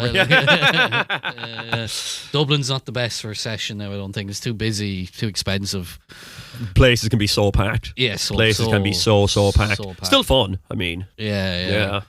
But yeah, I'd go with Limerick, to be honest. I thought Limerick was always pretty good for it's good, and it's not as much on the. I mean, like it's very common for tourists to Ireland, including students, that virtually everyone lands in Dublin, sees Dublin. A lot of tourists go to Galway for good reason too, but a lot less than will go to Limerick. So you could have a good one there, actually, Shameen. Yeah. I don't know, if you're a business student, I have no idea. You're a business conference student. or something. Go to I don't know what. Yeah. But yeah, that depending on the type of student. If you're a history student, Belfast, for the histories of the Troubles, like for the Black Cab, Belfast in general is awesome. Derry as well for that. For that too, yeah. But you can do like all the Black Cab tours you can do. They're actually real. I did one this last summer. It was really cool. Yeah. Right then. There's another stupid questions from someone that we know. Oh, yeah? The man you spent New Year's with. All right. Would you rather fight one horse-sized duck or 100 duck-sized horses? One horse-sized duck. Their wings would be very powerful at that size. Very, very, very, very powerful. It'd be almost like a deity, like. Yeah. Worship it. 100 duck-sized horses. That's a pretty small horse. I like my odds against those. Yeah, you could kick them around. Like, yeah. I don't know what this is. I don't know if it's Spanish or something, but it just says Hozje. Let me see. Hozje. Don't know. Right. I'll look it up. Yeah. Go to Google Translate. Detect language. No, maybe it's Hungarian, and let's translate that to. Good thing we checked. Bring. It's just have you look there yourself. It's Hungarian. All right. Okay, fair enough. Hardest part of Ireland to do research on? Good question. I've not done any videos in County Carlow. Like all over Ireland, the type of research is pretty much the same because the archaeology.ie maps that have great detail on it are over the whole country. Actually, maybe not Northern Ireland. I'm not sure if they're in Northern Ireland, so it would make that more difficult. Then the Duca's collection, which is another another online resource of folklore from Ireland. That's over the whole country. That's not in Northern Ireland either. So that would actually cross out both of those options, I'm pretty sure, for when you're doing videos up there. Which would be trickier. But I was going to mention Carlow there because I want to make videos in Carlow. I've not done it yet. And I really, like, I got nothing on my, so maybe it's tricky down there, but for those reasons, maybe those couple of places.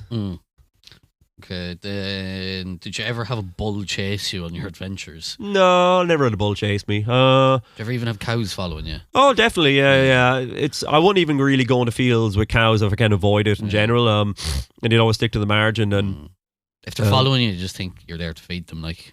Yeah, but you don't want to disturb them either. Yeah. Okay. Then, when are there events on? Do you let know of them before the event somewhere?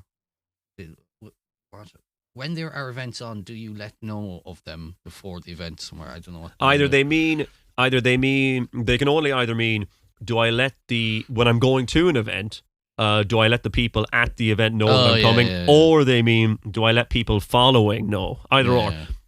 In both cases, no, neither. I let neither party know. Actually, there's like it's an extended one. It's extended question. Okay, so it says, because when I see you go somewhere, I think I would have went there if I knew it was on. Okay, so they mean towards the followers. Yeah. No, all of last year I never once did it. I'll go to a place and next thing I just you know the Usual Suspects, the movie. Yeah, I think so. Yeah, you know the whole Kaiser Sose thing, like, you know, he's there and then he's gone.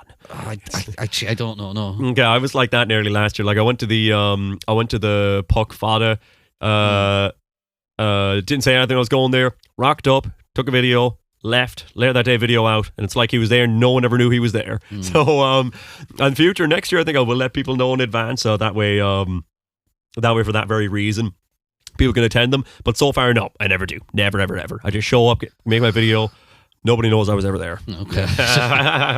Then will you ever do a face reveal? This question was before a face reveal I did on Christmas Day on the page, which wasn't really a face reveal because anyone that ever Googled my name, like Brinsley McNamara, Weird Ireland, you're going to find a good few pictures of my face. I've been up there for a few months. So it's actually been out there for a while. But yeah, it's out there. Okay, then collab with Owen Reardon when? When? We don't have a date on that. I've never spoken to him or met him either. But who is he? Owen Reardon's I think he's from Clare. He's a content creator who makes kind of like the wood making type videos. Oh, I like him. Yeah. You know, he makes great videos. He makes great videos. Yeah. When? Whenever he likes. The next one is, are you single? I am single, actually. Yeah, indeed. All right. Okay. There we go now. You might have some requests after that. Oh my goodness. Then, how often does somebody in the comments mention Father Ted? Oh, it depends on the video. In some videos, a lot. Like any video where it resembles something like the Holy Stone of Clonrickard or some really kind of kitsch Catholic countryside / neo-pagan shrine thing. All the time. Really kitsch. Yeah. What's kitsch? Kitsch means like kind of tacky. Oh. Okay. Kind of like and so anytime it's a video like that, it comes up all the time. Yeah. Or like you know, the whole the bit the goat is stuck in the tunnel, like at the amusement park thing. Any kind of like weird kind of country fair will get that kind of reaction as well. So have you ever run into any Irish celebrities while out and about? The closest thing is I was at, what do you call it? I was at Four Knox January last year, which is a Neolithic tomb in County Meath. It's a really small one. It's kind of like Newgrange. It doesn't really say it right because it's not nothing at all like Newgrange. In other way, it's nowhere near as big. But it's part of the similar historical complex as Newgrange. I ran into Anthony Murphy, who runs Mythical Ireland. And when I actually saw him, we actually talked for a good while then. When I saw him, I actually did recognize him, but I didn't say it to him at the time. I was like, I should recognize him before he said anything, but I couldn't think of where I recognized him from. He's actually a proper like tour guide and historian, and he's been doing kind of like ancient sites of Ireland kind of stuff for before Net 2.0 and early kind of thing. He's been doing it a long time, and he's got great interest and has a lot of books out in it. He's super nice, yeah. And his buddy, I can't remember your name, but with his buddy as well. And but that's about it. I don't really run into people like that. I haven't really run into people like that. Then what's the weirdest thing in Mullingar? Oh, in Mullingar. Oh, now we're talking. It's got to be the. Would you give it? I might give it to Callan's hairstylist.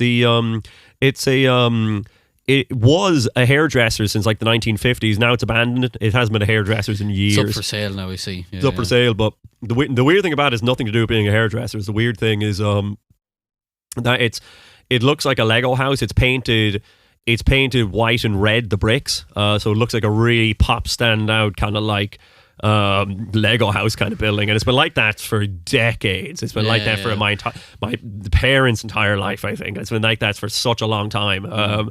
So that's pretty cool, and hopefully stays like that because it's going to get bought eventually. I doubt they'll keep up that paintwork. Although the paint's chipping a lot on it now. What else is there? The weird stuff in Mullingar. There's I find Lomond's strange because how huge the building is, it's huge. And most of it isn't used. I find that odd. It's so big. More common than you realise. There's a very similar thing in Ballinasloe as well, where there's old asylums like that, and they're so big and hard to heat, let alone maintain. Expensive to heat them, let alone maintain them. So no, that's relatively common in Ireland. That little museum in the Gravel is little museum in the Gravel Arms, the free museum that has a piece of Mars rock in it, and it has the first ever reference of the abominable snowman, because Colonel Howard Brewery, who I don't know the full story, but he was definitely part of a Everest expedition, not to actually summit it. He made an account of the abominable snowman there, and that's apparently where the name comes from. So yeah, that's a weird one too. I used to say Rochford's shop in Mullingar as well, because it was it's closed now, but it was a shop that you walk in the door and it's a big shop. And it sells anything. Like it always had a music shop in the back of it. That was there since ever. A toy shop as well. And a toy shop that was there since ever. But then it was a normal like newsagents, buy any newspaper, buy sweets. Had a maple mousse, buy pancakes there, buy Domino's. Domino's. Well, 4 Star was 4 Star. 4 Star. 4 Star. Buy pizzas in there. You buy milk. You buy pens. You can buy souvenirs. Buy anything. Buy nearly anything in there. I always thought that was very fun. Then on Lane Gaeilge I got not much. Actually, me and Shameen went to a Gael school, and so I used to be very, very good. I did higher level for leaving cert, but since then I lived in Spain and learned Spanish. And I speak Spanish. The degree to which I speak Spanish now is better than my Irish ever was at any stage of my life. And it's really knocked a lot of Irish out of my head. I'm not bad. I was actually at the Gael Talk last summer, and it does come back, but it's just like it's got the I'm almost like when I was there, I almost felt like after a point I didn't really want to get any better at it because I didn't want to forget my Spanish. Okay. So I became hesitant for that reason. But no, I do have a bit. It's just very, very rusty, and it's very mixed in with Spanish. Yeah. We'll test it out on the Gael School podcast. Yeah, for sure. Then weird things in County Meath. Loads of weird stuff in County Meath. County Meath is like the home of Ireland's ancient East. It's one of the most historical counties in Ireland. If you go to Trim, County Meath, there's the grave of the jealous man and woman, which is it is a real sarcophagus in a graveyard from I think the 18th century and or maybe the 17th century, but people decided at some point in history it's also a wart cure, so you'll see all these pins all around it. And what people do is if they've like 4 warts, they'll leave 4 pins, and then if somebody like takes a pin, they'll get a wart from it. Fatal Deviation was filmed there, the feature-length Irish martial arts, the first ever feature-length Irish martial arts film. So you can, and it's a bizarre movie, so you can go around and see all the sites from all the sites of it in Trim, and one's in Navan, and one of the sites in Navan actually. More stuff in Meath. I mean, they're not weird, but like I like to call Newgrange weird. I mean, all the whole Brunabonia historical complex is a really, really interesting thing in in Meath. Kells is very well known for high crosses. There's all sorts there. Okay, so what's the weirdest lighthouse in Ireland, in your opinion? The weirdest lighthouse? I don't think I've ever seen one here. Yeah, well, there is. There's definitely lighthouses. There's some really remote, really extraordinary examples of lighthouses off the west coast that were built in the Victorian times or thereabouts, and have some really, really interesting construction stories. You know what? I did see that question beforehand, and I did come up with an answer. I might say the lighthouse, the inland lighthouse. What was the question? The weirdest one. Yeah. The inland lighthouse in Kells, County Meath. There's another weird thing in Meath. They call it an inland lighthouse because Meath is, well, it's not anywhere to the sea, this thing. But it's like a lighthouse type structure on a hill outside Kells, and it's not actually built as a lighthouse. That's what just people call it. It's some kind of a memorial structure. I can't remember what for, but for the reason being that it's an inland lighthouse, I'll say the inland lighthouse of Kells, County Meath. Okay. I've never heard of that one. Yeah, it's not that far from here. Yeah. Then what's the oldest weird thing you've come across so far? Oldest weird thing? I mean, there's Stone Age things. Fort Knox is thousands of years old, is like 5,000 years old. Yeah. Anything like that is thousands of years old. Fort Knox is definitely one that comes to mind, is that old. Although it's pretty much entirely gutted these days, so there's no really old looking aspects to it. There is old actual rock, kind of rock art on the inside of it that's very, very, very old. So I'd probably go for that. I have come across like Ogham stones, but they're not. But those are like Iron Age. Those aren't anywhere near as old as that. I've done Rathcroghan. I mean, technically, like Onegad at Rathcroghan is a natural formation, so it's even older than the Stone Age. It's like primordial altogether. Yeah. So maybe that one isn't for that reason. I mean, Giant's Causeway is millions of years old as a natural occurrence. So yeah, it's probably Giant's Causeway. It is then. Yeah. Okay, then do you have any background in archaeology? It's very related to what you post. When I was in first year in university, because you do 4 subjects for art and humanities. I did geography, philosophy, history, and archaeology. So in my first year in university, I did all 4 of those, and then when you go into your second year, you drop 2 of the subjects. I actually dropped archaeology and dropped history, just kept geography and philosophy. I liked those subjects, and maybe I should have kept them on, but don't have any regrets. So background, even before that, when I was a child, I loved Time Team. Time Team, the Tony Robinson, the archaeology show. That I loved that, absolutely loved that. But when you're studying archaeology, when you're out in the field, a lot of it in first year is memorizing dimensions of artifacts, like the circumference of the rim of a pot and stuff like that. That's a lot of archaeology. So an actual background in it, no, I've studied it a little bit though. Okay. Then have you ever heard of a potato scallop? Oh, so it's going to be like a scallop that's not like the fish.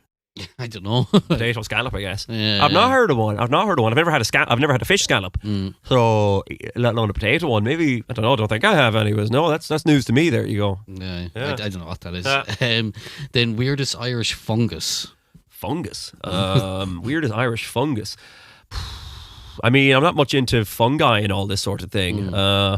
There is an Irish horror movie from I think 2007 called Shrooms, which I guess is about Irish, teens or whatever like that taking magic mushrooms, and then some kind of slasher movie ensues. So I imagine it's a weird one too. I have not seen it, but maybe I'll throw that one out there. Okay. Yeah. Then the next one just says Ratoath Meath. Oh, Ratoath. I know someone from there. Nothing else. Strong argument, well made. Fair play. Yeah, fair play. Then any ancient druidic sites worth a pilgrimage? Plenty. Druidic sites. I mean, whether it has a druidic so-called history in general is often hard to exactly ascertain. But the sacred sites people like to bring up for that reason is Ishnock. The hill of Ishnock, West Meath, pardon me. Bobo the Bard is your man for that. He's on TikTok and he's on Instagram, and he actually has done a video series where he goes to all 32 counties and goes to a sacred site in all 32 of these counties, of varying types. When he was in Westmeath, he did go to Ishnock, so I would say check out Bobo. He's got a whole video series of every county like that. Okay, then has anybody double taked after recognizing your voice? Never. That has never happened. I thought that would happen. I thought it would happen that I'd meet somebody and they don't know what I look like, but they know my voice. And they'd be like, "Wait a minute, is that you?" Like the opposite has happened, where I was talking to a guy for like 20 minutes, and I told him I was a content creator, and he was like an engineer, and then I got talking to his friends, and I told them as well, I'm a content creator, and then they're what kind of content? And I always say weird stuff in Ireland, and that's when they started to click and then they're like Brinsley and they're like Weird Ireland. I was like, yeah, and the guy I was talking to for like 20 minutes went Brinsley McNamara, and he was a really big fan of it. So the opposite can actually happen. People have double take when I meet some people and I was talking to them for like an hour, and then the pal I was with who already knew about the page said it to them, and they were like, "Oh my god, are you kidding?" They just they never get it with my voice. I got recognized by face for the first time on New Year's Eve. I got recognized in Portmagee, County Kerry for the very first time, but that wasn't how I spoke. That was by my face, because my face was out there by then. That's only ever happened once. What happened with that? I just talked to her for a bit. But how did she approach it? She shouted Brinsley, but I was busy getting the video of the parade was about to happen, and this is like seriously, like this happens once a year, and all the way down here we came to get this, so it was seriously like go getting this. So I didn't really notice her at first, and then she caught my attention, and I talked to her for a minute, and then went off, got the footage, and I talked to her after again. She got the book for Christmas and all this kind of thing. Okay, then would you have a special route of things to do starting from Dublin without needing to drive? Well, I don't drive, so that is a good point. It's kind of difficult to do anything here without driving. Yeah, back in October, me and a pal of mine from Austria, we started. She started in Dublin. She was there for a conference, and I met her around Athlone. We were getting the train to Galway, so we spent a night in Galway, went out in the town a little bit, went the next day early on to Inishmore, see all the sites, stayed that night, went out that night, went into Doolin, which isn't, not as much to see as out in Inishmore. And then I think she went at that point. No, I'm afraid I ain't got an itinerary ready like that kind of thing. But that was a pretty cool route, and there's going to be some good recommendations I just had there as well earlier on the podcast. Okay, then favorite Irish food. Favorite Irish food. I had a rissole for the first time in Wexford back in August during the flat, and they are unbelievable. A rissole is like a potato pastry. They're like €2 or €3 for a rissole. They're not that big, so you have a couple of them or more. They're absolutely unreal. I was really taken by them all together. I don't think I've had any of them. They're from Wexford, you don't have ones like it here either. In parts of Britain, and as well in like Belfast, they've similar things like pasties. But these are rissoles because they're from Wexford. Okay. The next one is I love the Oasis shirt. That it? That's it. All right, thank you. Then is that your book? I don't know if they're referring to Valley of the Squinting Windows or Weird Ireland though. I think it's in the photograph that I had the AMA written on, and it is my book, Weird Ireland and Weird Ireland: Unofficial Guide to the Island. Yep, written by myself, Brinsley McNamara. Then, what got you interested in visiting weird locations in Ireland?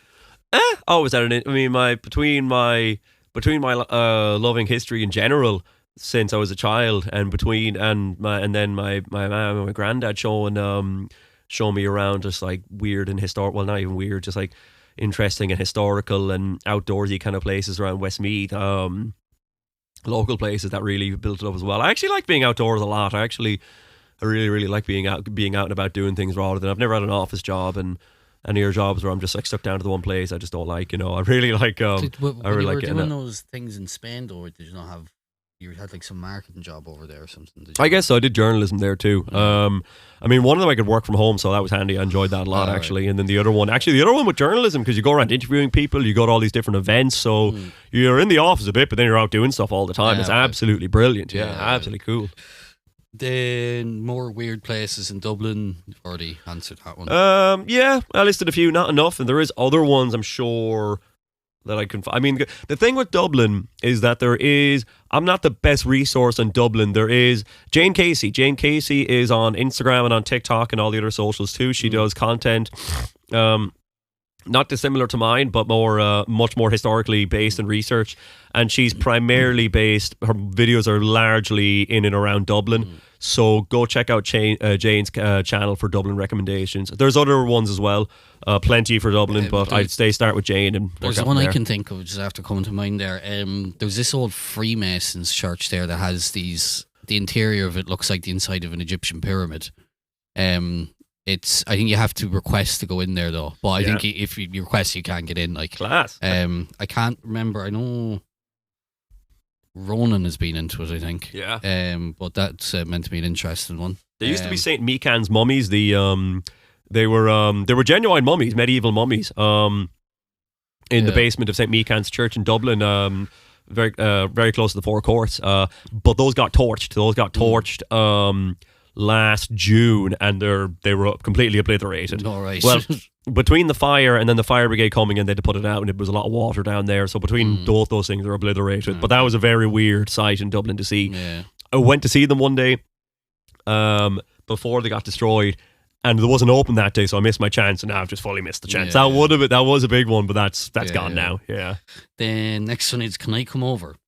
Sure. Whenever. Then do you think you'd ever host a small group tour around your favourite cities sometime? Yeah, that is something that other people do. There is online platforms that do that, and there is actually very good ways of doing that. It's not something I'm going to do in the most immediate. I've got other plans for this year that I'm keen on pursuing, and that's not one of them. But that's not out of the question. Yeah, that is not out of the question, in fact, and that's something that I'm glad you reminded me of. Okay, then for people that visit me like from abroad, anyways, like I show them around all the time, anyways, and like friends of mine too. So I do show people around, like friends around the tours of Westmeath, where I know where pretty much everything is. I do that a lot. Yeah. Then next one is, what's up with the sport where you hook a cannonball down a city street right at people's legs? Well, I don't know about a city street. There is one called road bowling. Yeah, I think that's what the word. That sounds like that's what that is, and it's not quite it's not a bowling ball. It does look like one, but it's a hell of a lot smaller. That is a sport that's very popular in County Cork and in County Armagh, funnily enough, because they're far away from each other, but it's those two places, they're very popular. And that's not done in cities, though. That one's done on rural roads, and they throw the ball. I don't know. I've actually not been to see any yet. I've been wanting to go see some. And I'm not sure I doubt we're in the season right now in January. But yeah, that's a sport definitely in those parts of it. It's a shame I've not gone to see it yet. All right. Yeah. Then, how many people do you know that actually speak Gaeilge? Eamon speaks fluent Irish. Keane speaks fluent Irish. I've met some other people. People I personally know that I can say I personally know. Definitely two. Unless there's anyone we're forgetting. Yeah, I don't know myself. Definitely two, maybe a few more than that a bit. I mean, I know plenty. Virtually everyone I know will have better Irish than I do. So, and some people are really, really good without being like very conversational, without actually being fluent. And there's also people that don't like. I might know them, but I just don't know they actually speak Irish. There is a few like that too. Yeah. I know a couple. I know a few. Yeah. Then favourite county? We'll go for Sligo or Westmeath. Like I can't remember which ones I said for the previous ones. I said Sligo. We'll stick with Sligo. Then favourite band? Oasis. I should have asked you to answer that one. Yeah, my favourite band are Oasis. Yeah. I'm going to go see them live next year in New York, in New Jersey. Yeah. Then, if you could time travel to any period of Irish history, what would it be? I would time travel to 1985 so that I could see the Summer of the Moving Marys in real motion. I'd go down to Ballinspittle and see the real attraction down there. That's what I would do in 1985, the summer of 1985 in Ireland, yeah. Get to watch Live Aid and telly. Just go back to when just before Colin signed the treaty and be like, hold on now. Yeah. No, the die was cast. There's only so much I could do. Like, you might want to go back and ask about that first. He was given the right of pleno penitentiary, so he had the right. Yes, the right of pleno penitentiary. Of course. Yes. Kind of assume what that is. He just can do what he wants. He has the ability to. They have the treaty committee had the ability to sign without permission from. Yeah. Right, moving on. Then you single again. Jesus, I am, I might have my face was revealed by that point. Yeah, right. Yeah. Then, have you any favorite weird Irish historical? Have you any favorite weird historical Irish celebrities you're obsessed with? That is a really good question. Weird Irish historical celebrities I'm obsessed with. I mean, I won't say I'm obsessed with, but the story of Dan Donnelly, the 19th century boxer, is a very interesting one. You know that one, Shameen, at all? No? He was a champion boxer from Dublin who won a very, very famous boxing bout in the Curragh in about 1911, I think. And to this day, where it happened, they call it Donnelly's Hollow. And you can still see his footprints there from where he left the bout. I think people run on them to this day to like keep them there. And it's also very marshy in Donnelly's Hollow, so the footprints stick very well. And in his death, he was very tall, and he had very, very irregularly long arms, even for his height, which meant his reach was really long. Yeah. And after his death, one of his arms was amputated and preserved, and it's still not on public display, but a guy down in Kilcullen near the Curragh, near Donnelly's Hollow, still has the arm. And during Heritage Week in August, they actually show it, I believe, in Kilcullen. So I don't know if I'm obsessed with him, but he's certainly a very, very interesting story. I mean, I'm obsessed with the whole story of Fatal Deviation more so, but I hesitate to call Jimmy Bennett like a historical figure. Yeah, he's not even 50, I don't think. Yeah. Okay, then are you touring Canada at some point, maybe around Vancouver? I've never been to Canada. I'd like to go to Canada. I have friends in Canada. Vancouver? Yeah, we have a bunch of friends in BC, don't we? I think my sister lives there. Oh, your sister lives there now, yeah. No, it's either Vancouver or Toronto. You don't even know where she is. So I'm going over to Fino. Huh? To Fino. It's where Corey and Dana is that in BC? It's way over on the west coast. Yeah, BC, yeah. I think it's almost nearly in Alaska, maybe. Or maybe it might be down more towards Washington. More though. So it's in BC, I guess. Anyways, I think maybe that's on Vancouver Island, even. I'm not sure, because they always used to go on about Vancouver Island. No plans to. I'd like to. I very much would like to, but I've no plans to go to Canada, I'm afraid. Yeah. I'm curious. I live in the States, and we have a years-old publication called Weird NJ. That documents the same oddities that you do in the state of NJ. What's NJ? New Jersey, yeah. Since inception, the creators have started covering many other locations. There's a Weird New York and a Weird USA now. I'm wondering, given how similar the type of content covered is and the similarity in name, did you draw any inspiration from these, or is it purely coincidental? That's one of my favorite questions so far. The guy actually asked me the question in a DM, and then I said the AMA is still open. So that's why it's sent in a screenshot like that. Great question. The answer is yes. So it's not the most direct thing. It's just a name, really. So me and Shameen, when we were teenagers, were really, really big fans of the angry video game nerd James Rolfe with the YouTube channel Cinemassacre. Now the angry video James Rolfe, the angry video game nerd, the angry video game nerd is his YouTube character. James Rolfe's his real name, and his channel is Cinemassacre. He used to make videos about like video games that are really bad, and they used to be absolutely brilliant. Well, back then for YouTube, they were brilliant. They were like foundationary to the whole platform. And I think he was the most subscribed at one point. At one point he was, at one point. Well, I think he was at one point. Up there anyway. He was definitely up there. Yeah. He's still making videos, and his video games isn't his main, even though it's his main money maker for videos. He's more of a film buff, so he makes a lot of like the Monster Madness videos. I still watch this day all the time when he does horror movies. He had a series of videos years ago. where he talks about books, which is not usual, but I've seen these videos. And he's from New Jersey State in the USA, and he's very passionate about being from New Jersey. He's made a short movie before YouTube called The Jersey Odysseys, and it's about, like, you know, apparently it's really good. It's not like folktales in New Jersey. And in the video where he talks about books, he talks about a magazine series called Weird New Jersey. And he talks about how when it started off, it was actually done on a typewriter, and you could submit things to it. And he submitted some things to it.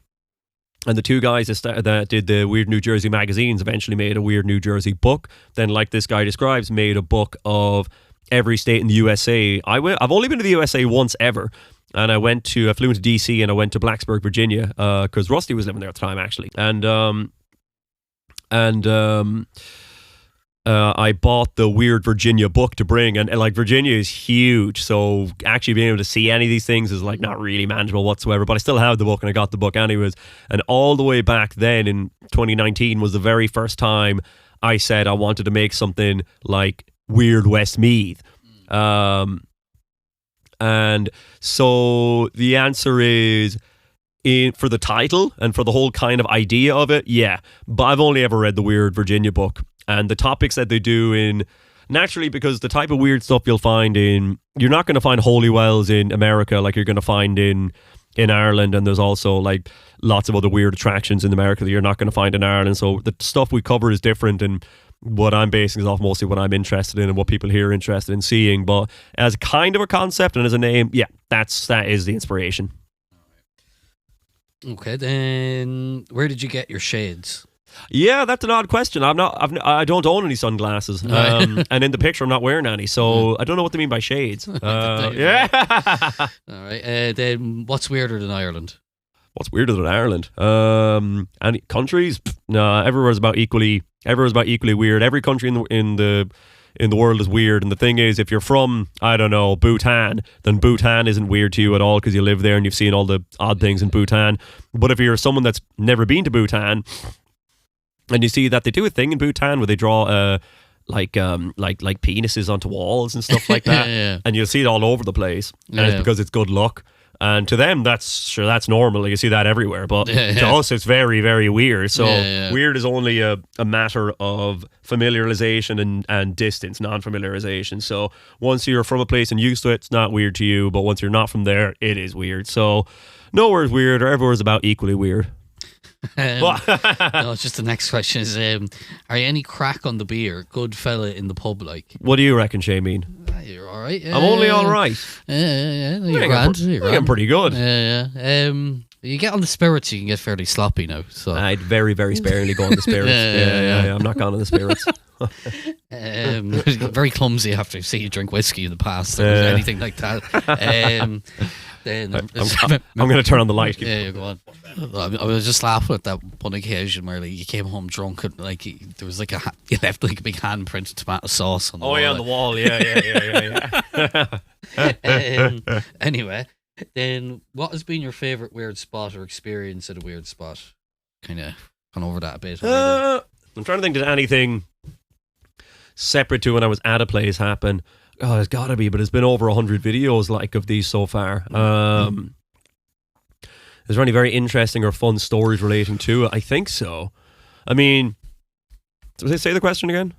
What has been your favourite weird spot or experience at a weird spot? Because experience at a weird spot is a different question. I'm going to give it to when I was recording the Paranormal Researchers Ireland podcast, because we recorded that in a haunted house on top of a coffin. Yeah. But the coffin was a prop coffin because the haunted house used to be a scare attraction, and all the stuff from the scare attraction was still there. So there were 3 paranormal investigators and all their equipment. And me and Miles were there with our equipment for podcasting on top of a coffin, and we were just doing. There's no light in this place because it comes off phones and laptops.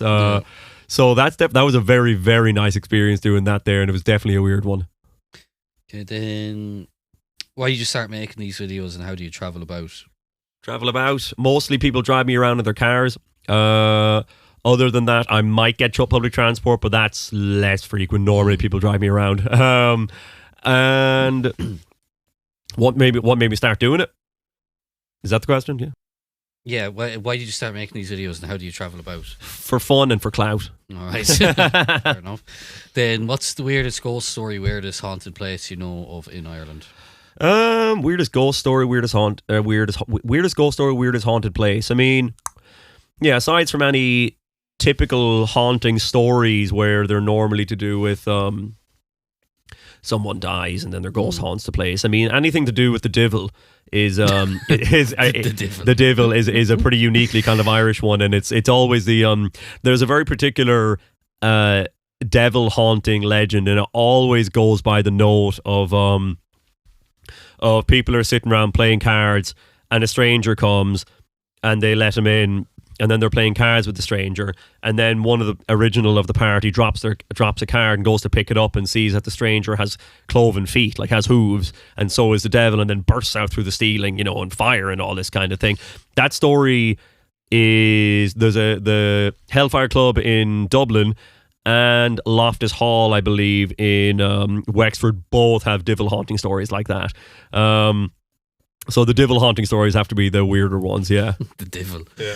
Not a QA, but this is not what I expected you to look like, lol. All right, yeah, well, they could see what I look like there. Yeah. No, what did you expect me to look like? I wish I could ask him. Yeah. Then follow up to that from the same person is, I was thinking brunette, but the blonde hair has us shook. My hair's not naturally blonde. I bleach, and my hair's not blonde right this second. I actually shaved my head. I have when I was a little kid, I had ginger hair. Orangey kind of ginger hair, and then when I got older it got darker, so now it's actually, you could probably say it's more brunette. It's very dark. It actually is very dark naturally. It's not black though, and so yeah, you were not wrong with your first estimation. Yeah. Then would you ever do a documentary series on RT? Also, I'm a huge fan of your content and book. I think it's the same guy again, just making sure to get his thing. Yeah, no, thanks for being here. Thanks. I appreciate the kind words about the book and about the content. Well, look, you know, you've asked a few times. I'll be asking RTE about getting this documentary going then.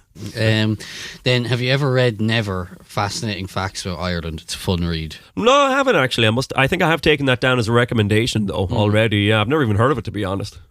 Then, have you ever been to Santa's grave before? I think it's possibly in Kilkenny or Offaly, St. Nicholas. I talked about doing it on the Christmas Jumble episode. Didn't do it in the end. Haven't been yet. It's in Jerpoint Abbey in County Kilkenny, St. Nicholas's grave. I haven't been yet. I had every intention of going. It didn't happen. It will happen someday. Absolutely.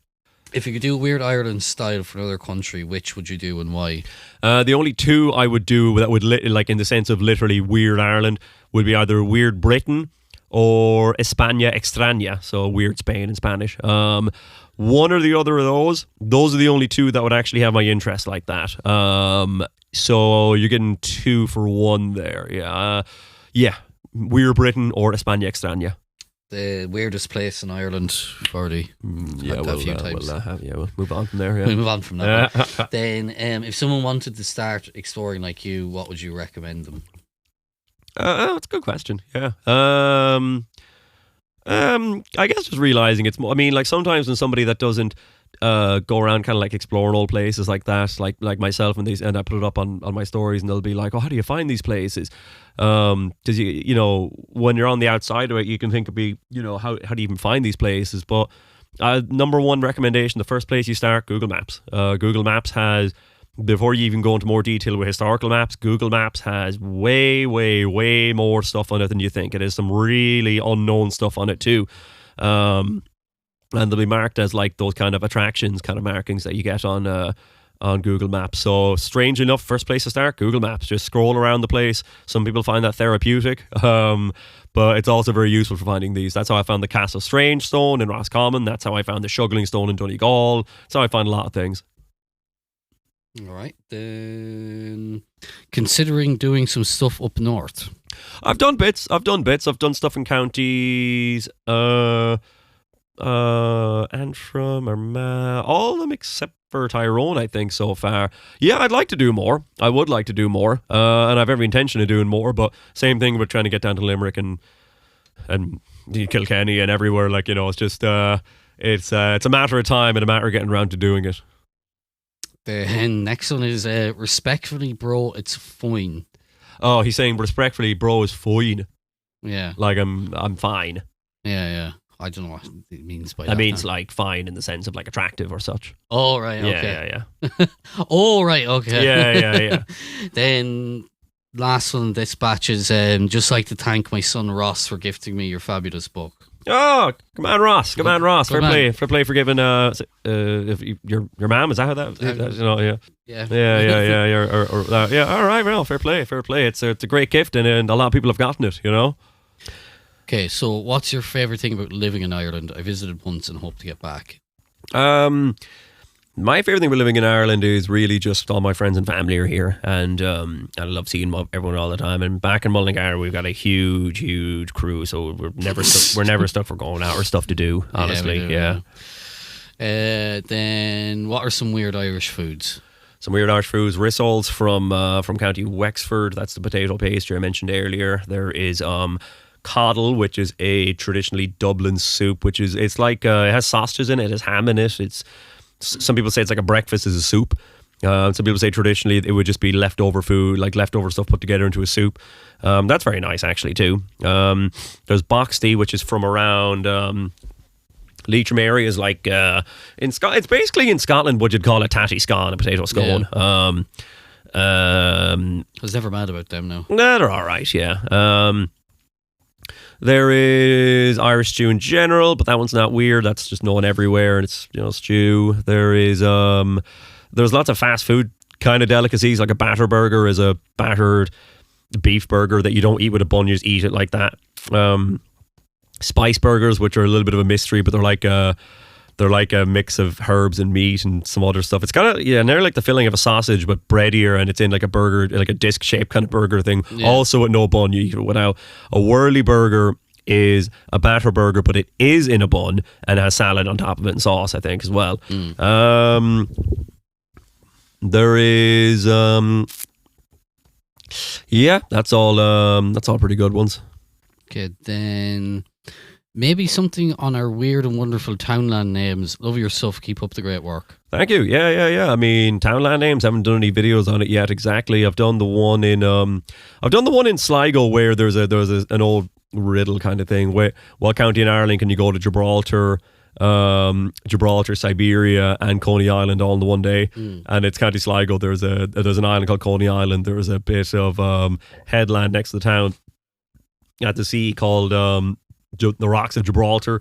There's a town, there's like a bit of countryside outside of Sligo town called Siberia, and I think some people might extend that to say Buenos Aires as well, because in Strandhill there's like a Buenos Aires court. Right. That's just like some houses. Those are about names anyways. I've done a few ones on those, but I might do more in future.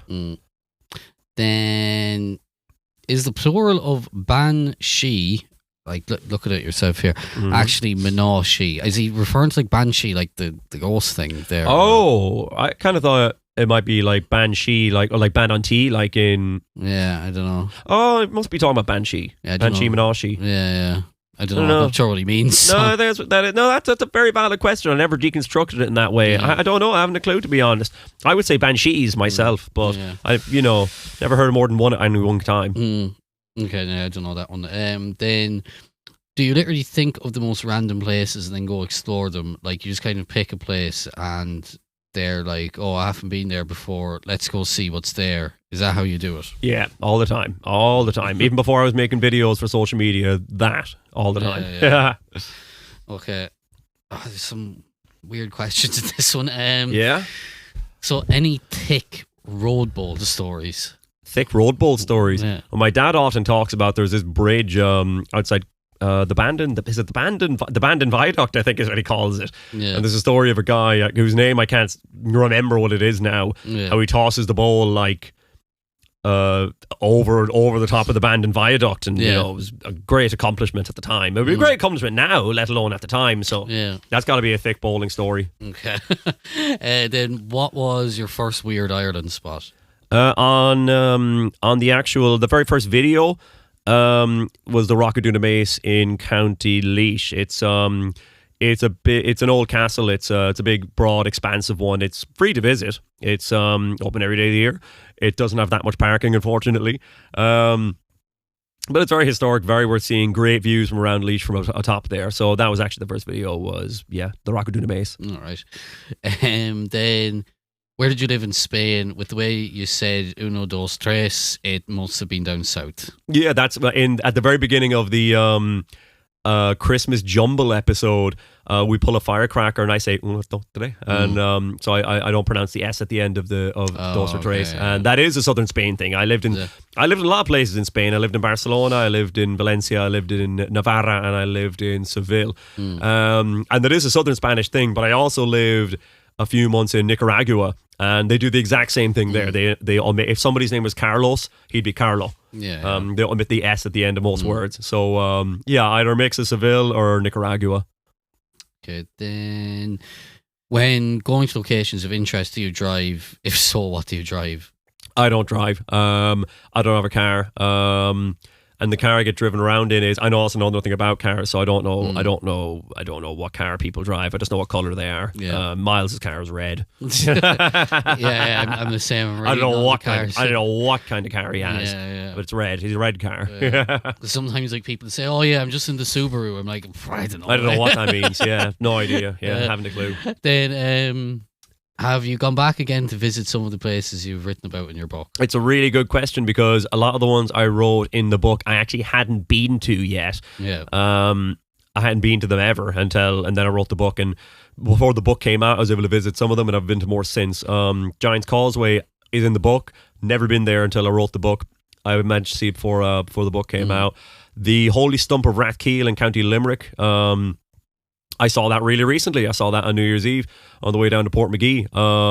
That's where in like 2011 they chopped down a tree in a churchyard, and then inside the trunk they could see an apparition of the Virgin Mary, and people kind of revered it for a while after that. There's been other ones. Those are the only two that come to mind straight away. I've been to pretty much all of them in the book now. There's only a handful I haven't, thank God, because I want to be able to be into all of them. You know, yeah. Okay, then how many Irish beers are there? A lot, I'm sure. I mean, well, okay, no, I'm thinking of the ones we drink in Ireland, but they're not all Irish. There's Guinness, there's Beamish, there's Murphy's, there's Kilkenny Ale, there's... It'd be hard to calculate now because there'd be a lot of craft beers and stuff. Oh, there'd be loads of them. Yeah, loads of them too. There's O'Hara's, there's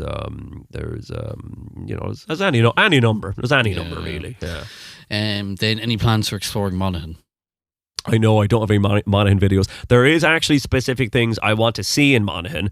It's either a Finn McCool or a Coo Collins chair in, I can't remember where exactly in Monaghan, that I plan on going to go see. There's a remnant of the Black Pig's Dyke, which is in the book, near Scott's house, that I want to go see. There's not really much to see at it, but I want to go and see it anyways. So that's another one I want to see in Monaghan. Monaghan's not that far away from here, all said. It's about an hour away. So it was going to happen one day. It didn't happen, but it will happen. Okay. Just an interesting one now. Are you a member of the LGBT community? I'm not. No. That guy actually DM'd me, and I said the same thing back to him. I said, what do you call it? AMA is still open. So I guess he fired into the AMA. Okay. Yeah. Fair enough. Then there seems to be a lot of ancient culture mixed into the modern culture. Or do you even find that, this is like a two-part question, yeah. Or do you even find that to be true? In what ways do you wish it were more so or less so? I don't wish it to be any one way more so than the other way. I think it's cool. I think it's right to have the mix of these two things. I mean, sometimes it can be a little bit almost disheartening when you take like Rathcrohan, for example. There's which is only as a part of Rathcrohan. It's in County Roscommon, and it's a big historical complex. There's a place there called Queen Maeve's Cairn, because in the legend of the Tombo Coolaga, it's right now it's just a like a hill. You won't see anything on the surface of it. It's a mound, and it's in the legends it's where Queen Maeve's palace was, and it's kind of more so known for that thing. The thing is, the archaeology doesn't match up with that whatsoever. What the mound actually is it's a burial site, and whereas if it was Queen Maeve's palace, that would only be from the Iron Age, whereas the actual history which isn't as well known and popular, is thousands of years older than that. And so sometimes it can be, unfortunate when something that's actually truly known to be the case, and is much more older and has great merit in and of itself, falls by the wayside in favor of a myth which may or may not be true. The archaeology says isn't true. But it is still important to take both of these together and to be aware of both. I think, well, definitely archaeologists even say it of themselves. Sometimes they're very or too dismissive of mythology over genuine archaeology. Whereas in the greater public, it's more common to have an interest in the mythology and the folklore, because it's a lot more interesting, it's a lot more fun, it's a lot less academic. Well, it can get very academic, but to have an interest in it, you don't need to go into great detail with the academic knowledge of it. So whereas it would be great to have a greater understanding and reverence of the genuine history attached to places that we can see in the archaeological record. So it's a balancing act between the two things. And I think it gets played out pretty well.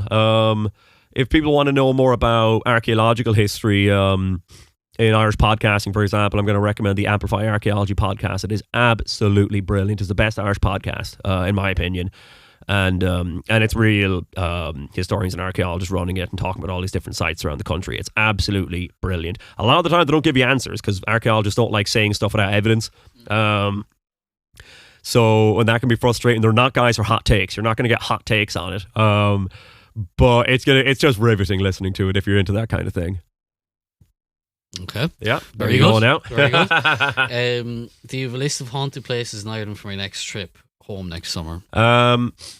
Loftus Hall, the Hellfire Club, Charitable Castle, Leap Castle, Clunlin Castle. There's what they call the Haunted Triangle in County Offaly. There's a bunch of haunted places around that area there. Wicklow Goal. Yeah, that'll do. That's a list. Okay. Spike Island, County Cork. There we go, that too. Okay, then if you were a dragon, what would you hoard? I did have an answer for the PS2 games.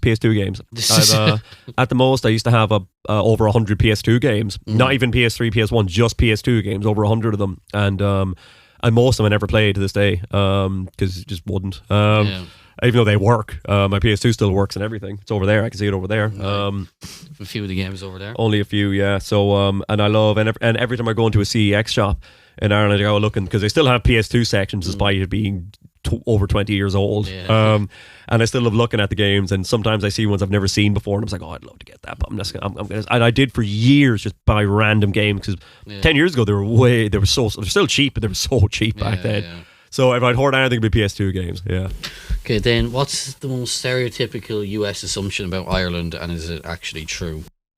I remember when me and Rusty were going around Ireland, she was under the impression that, like, Ireland prior to like the era we're in right now was kind of like a developed country to the same extent that anywhere in Europe or North America would be, but she was surprised to learn that, like, it was, it developed into a more modern way very quickly in the 1990s onwards. Like, she was very surprised to hear that contraception was illegal until the 1980s in Ireland, and she assumed when I was describing that to her, she assumed that just meant birth control pills. And I was like, no, condoms. Condoms were, she couldn't believe condoms were illegal in Ireland. Yeah. They were illegal, then they changed it so that you can get them by prescription. Then they became legal. So it was a lot more socially conservative place not that long ago. In most people in Ireland's life now, it was like much more a socially conservative place. Yeah. And I think that's a less obvious answer I'm giving, but it is one that will surprise people who don't essentially know. They also don't tend to know the extent of the Troubles. That's one thing they don't realize. They don't realize how recent the Troubles were. They really don't. And when you visit the places, it is even though I know it's more recent than you think. Like Rusty couldn't believe there was stuff going on. Like the late 1990s, there was huge bombs and deaths from the Troubles. A lot of people who know what the Troubles are in Ireland are blown away when they learned it was only a few years ago. Okay, then how weird will you get? How weird will I get? Yeah. Very weird. Very weird. Then here's a strange question. The Blarney Stone, is it covered in pee or nah? Never seen it. Never seen it. Never been to it. I've wanted to go to it, but my dad's from Cork, and when I pitched it to him, he was like, "Oh, Jesus, God, no." I don't know why. Maybe people from Cork just make it their business not to go there. So I've never been. I'd still like to see it, but I couldn't tell you if it's covered in pee or not. Okay. Then follow up to that one. Also, not a question. Just wanted to say, love your stuff. Much love from Boston. All right. I'll go. I don't know what the Boston team is, but Go whatever they are. go whatever they are. Are you a natural blonde? Love the color. Nah, I'm naturally dark red kind of color. Yeah. Then, any chance of getting a county by county breakdown of sites? I do have that kind of in my playlists on TikTok and in the story highlights on Instagram. But I know what you mean. I could put together supercuts of counties. I'll keep it in mind. I've got all the videos still, so I can still put together something like that someday. Then, was the brown sauce in tea nice? Oh, it does, and that's from a video I made on my second channel, my personal channel, Brinsley McNamara, on Instagram and TikTok. It's the movie Intermission. Yeah. The bit in it, they put brown sauce in their tea. It's from that. The answer is, it's so heavy that it goes down to the bottom of the cup, so that you don't taste it until you don't taste any of it. All right. Yeah, I know. Yeah. Don't know now. Yeah. Then would you let people know the events you're going to before they're over? In future, I will. From this year onwards, I believe I will. But the whole time so far, I've whole year not done that once. I would just go and then say after. Then least weird thing about Ireland. Least weird thing about Ireland. It's a country with roads, and people go to work, and people go about their everyday lives, and there's lots of people that work as pharmacists, and lots of people that work as computer engineers, and that's from a friend of ours over in Scotland, actually. Oh, who is it? Max. Oh, very good. Yeah. So it's a country like anywhere else, and it's not weird in that sense. But you could say that about anywhere too. Okay, then probably has been asked, but how did you get into this type of content? And thank you for it. Oh, you're welcome. It's been answered a good bit before, but if we make this a two-parter, you might have to go back to the part one to listen to it, because I think we're going to make this a two-part podcast. Yeah. Then, have you seen or heard about a significant change in local tourism in spots you've visited? Yeah, not much. Not on many occasions that I'm aware of, but it definitely has happened.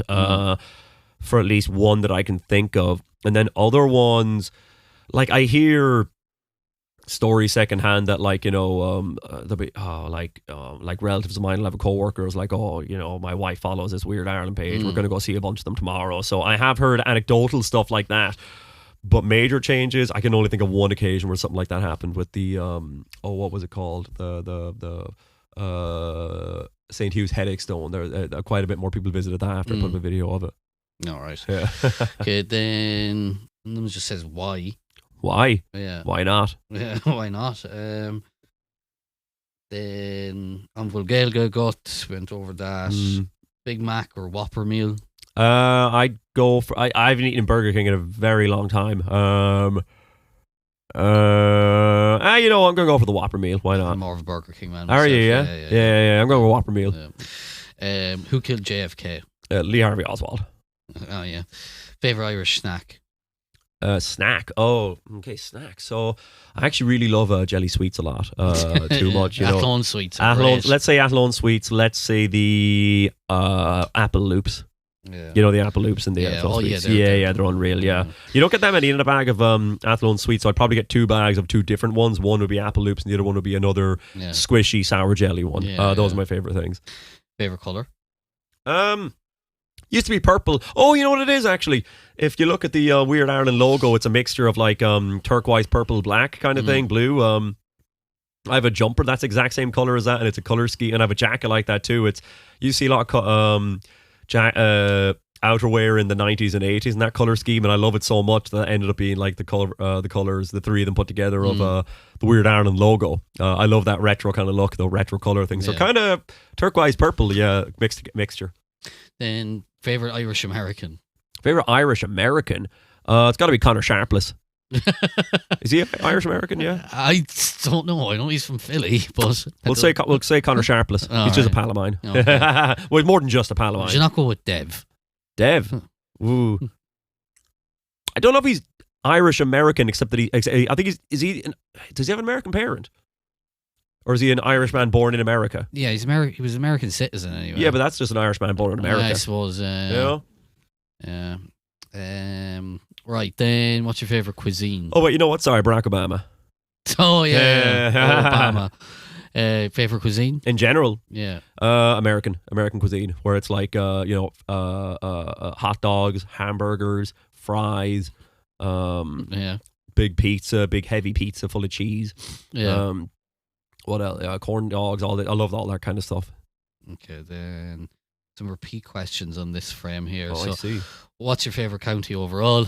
Overall, you know what? I'm going to give it this time to Westmeath. Overall, I'll give it to. Yeah, I mean, I like visiting other places, but I like living here a lot. You know, I like being here. You know, so I'm going to say Westmeath. I mean, it's also a very unsung county in a lot of ways. I mean, there's a lot of really cool stuff to see around here. Yeah. Then do you play GAA? Nope. No. Favorite Irish folklore story, fairy tale? Folklore fairy tale. Huh. Hard to think now. I mean, that ghost story I gave you earlier on, that's the Will o' the Wisp one. I'm going to give it to that because that's one my mum told me growing up, and I've actually written other short. I used to write fiction, short stories as well, and I have written one that got published. It got audio published in a magazine. That was to the nose of that one, but I changed the context around. So I'm going to say that one, Will o' the Wisp story. Okay. Then how do you? You're getting for his clinical, Shameen. We've been doing this for a while. It's like I'm at the doctor's office. You know. I can't think of any more transitions. So how do you pick the random places you go to? Throw a dart at a map. No, I'm kidding. I've never done that. Must do a video about that though. What I'm interested in, what's easy to do on the one kind of day thing, and to try and get a balanced spread of the country. All right. Then do you like any pets? If so, is it dogs or cats or seals? Seals, I've never, I don't know if I've ever had pet seal or anything like that. Have you not? No, I try to avoid seals on the beach because I think they ought to be left alone. Yeah. I have two cats and a dog here at home, and I like them all. I like dogs. I did always like dogs a lot, but I like cats a lot too. Yeah, I'm more of a dog person, to be honest. Yeah. Then your favourite statue in Ireland? Oh, that's such a good question. Like, it's a great one. Barack Obama Plaza. Barack Obama Plaza, statue of Obama and Michelle at the front of it. No, I'll give it to there is other answers, but I think I'm going to give it to, and I've not seen it yet. There's a statue of a monkey called Tojo in Clonakilty, West Cork. I heard of him. Yeah. The one where it's the monkey that was like, you know, the plane that crashed there in World War II, and they tried to nurse a monkey back to health, and his name was Tojo, and then he died, and they made a statue to him. That's just wonderful, you know. That's a cool story.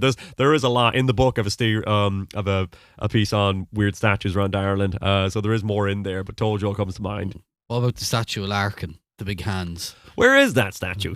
It's on Connell Street. Maybe it is. One with his hands in the air. Yeah. I don't know. Yeah, that one's all right. That's fine. Then, what's the most profound place you've been to for the book / series? Profound. That is that is a really good way of putting it. Profound.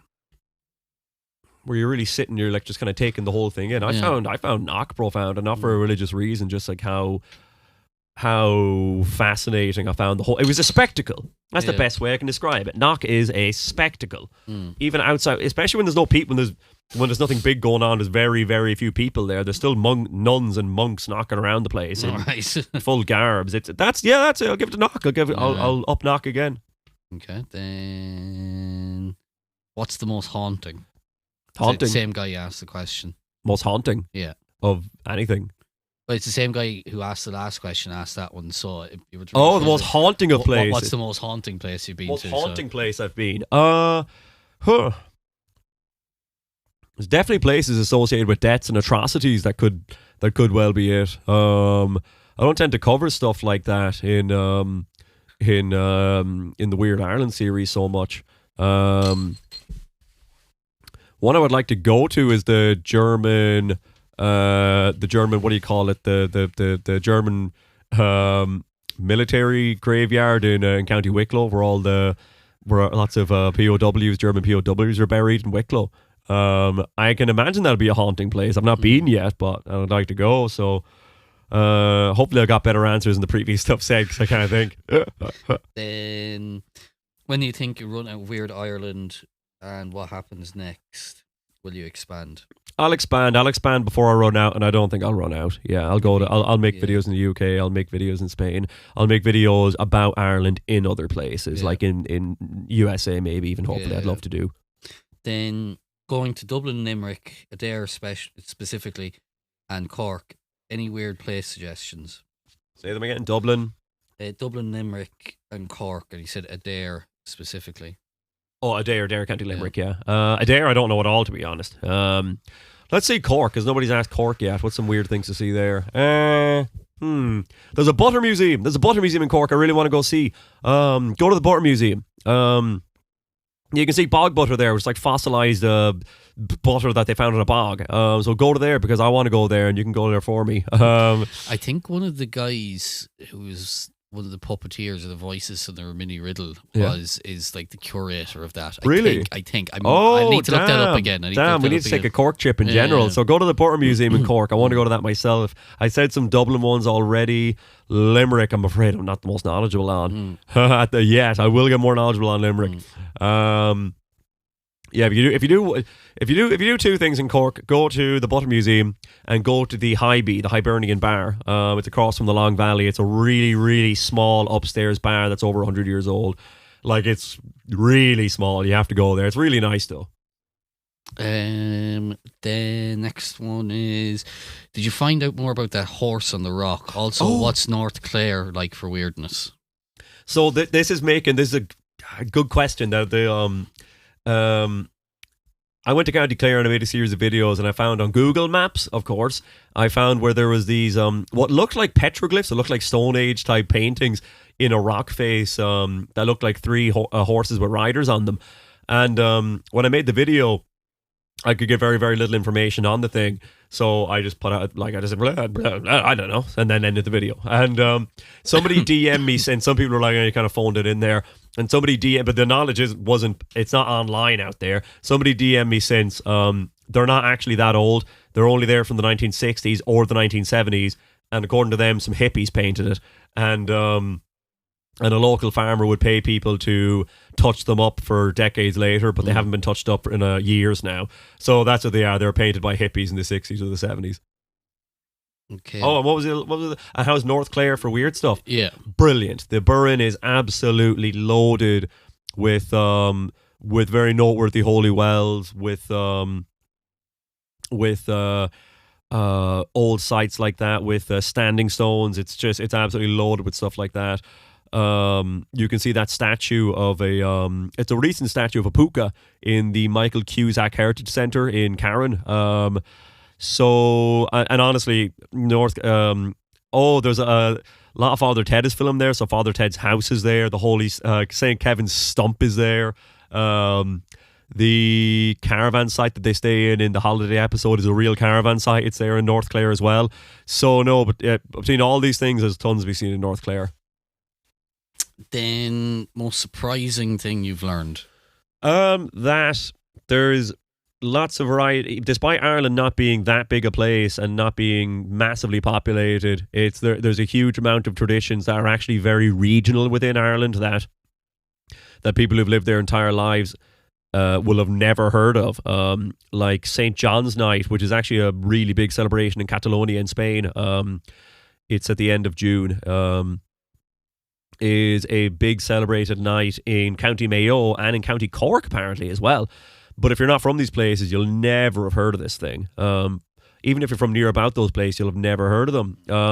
Wren Boys is something I've known about for a long time, and it is quite a lot of the country does that. But most people I know, when I said to them recently, I'd never heard of a Wren Boy in their life. And it's much more popular in some parts of the country than the others, and how they present themselves and what they do like whether the Mummers or Straw Boys, and sometimes they do a play and sometimes it's a song, is very varied around the country and over time.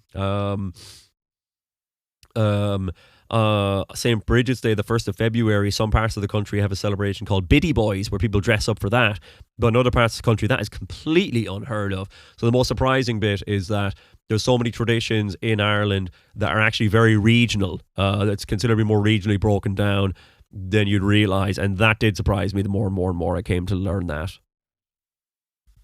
Okay, then weirdest or funniest or creepiest thing you've come across? Weirdest or funniest or creepiest thing that I've come upon. I mean, weirdest, I guess we've gotten there. Funniest thing, I mean, there is stuff I definitely just laugh at. Yeah,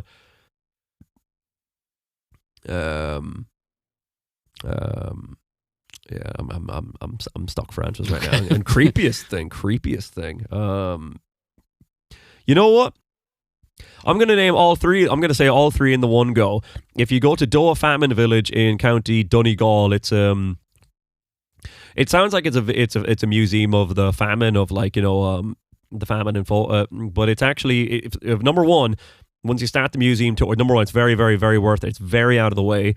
It's actually more like a folk museum, but first you start the tour and you're like, okay, this place is big, and then they show you a distillery, or like with poaching, and you get to try free poaching, but then it keeps going on, and then the building keeps getting bigger and bigger and bigger the more you go back into it, and you're like, how big is this place? It's huge. And there is a famine village part of it too, but there's also an IRA replica safe house that's built like an escape rooms, and you keep going behind one room and behind the next room, and there's pictures of Jerry Adams everywhere, and then there's pictures of like Che Guevara and the Pope, and like there's a replica Orange Hall there, and then the funniest and creepiest and weirdest thing about it is that there's a scary house like you get at Halloween, but it's there all year round, and I'm really bad with scary houses like that, and it spooked me going through it. Some other people came in behind me and I had to go through it with them so I didn't get frightened. So I'd say all three of them will be there in Doa Famine Village. All right. Yeah, there you go now. Okay. Then what made you want to start an Instagram? The clout. Oh yeah, we said that already. Yeah, clout's a hell of a drug. Then what's your favourite Weird Ireland location that you visited? I kind of judge it more off the videos. If I like the video a lot and it was very, and it was a successful one, but place-wise, and you can also, often I judge it by was it a fun day going out and making the videos.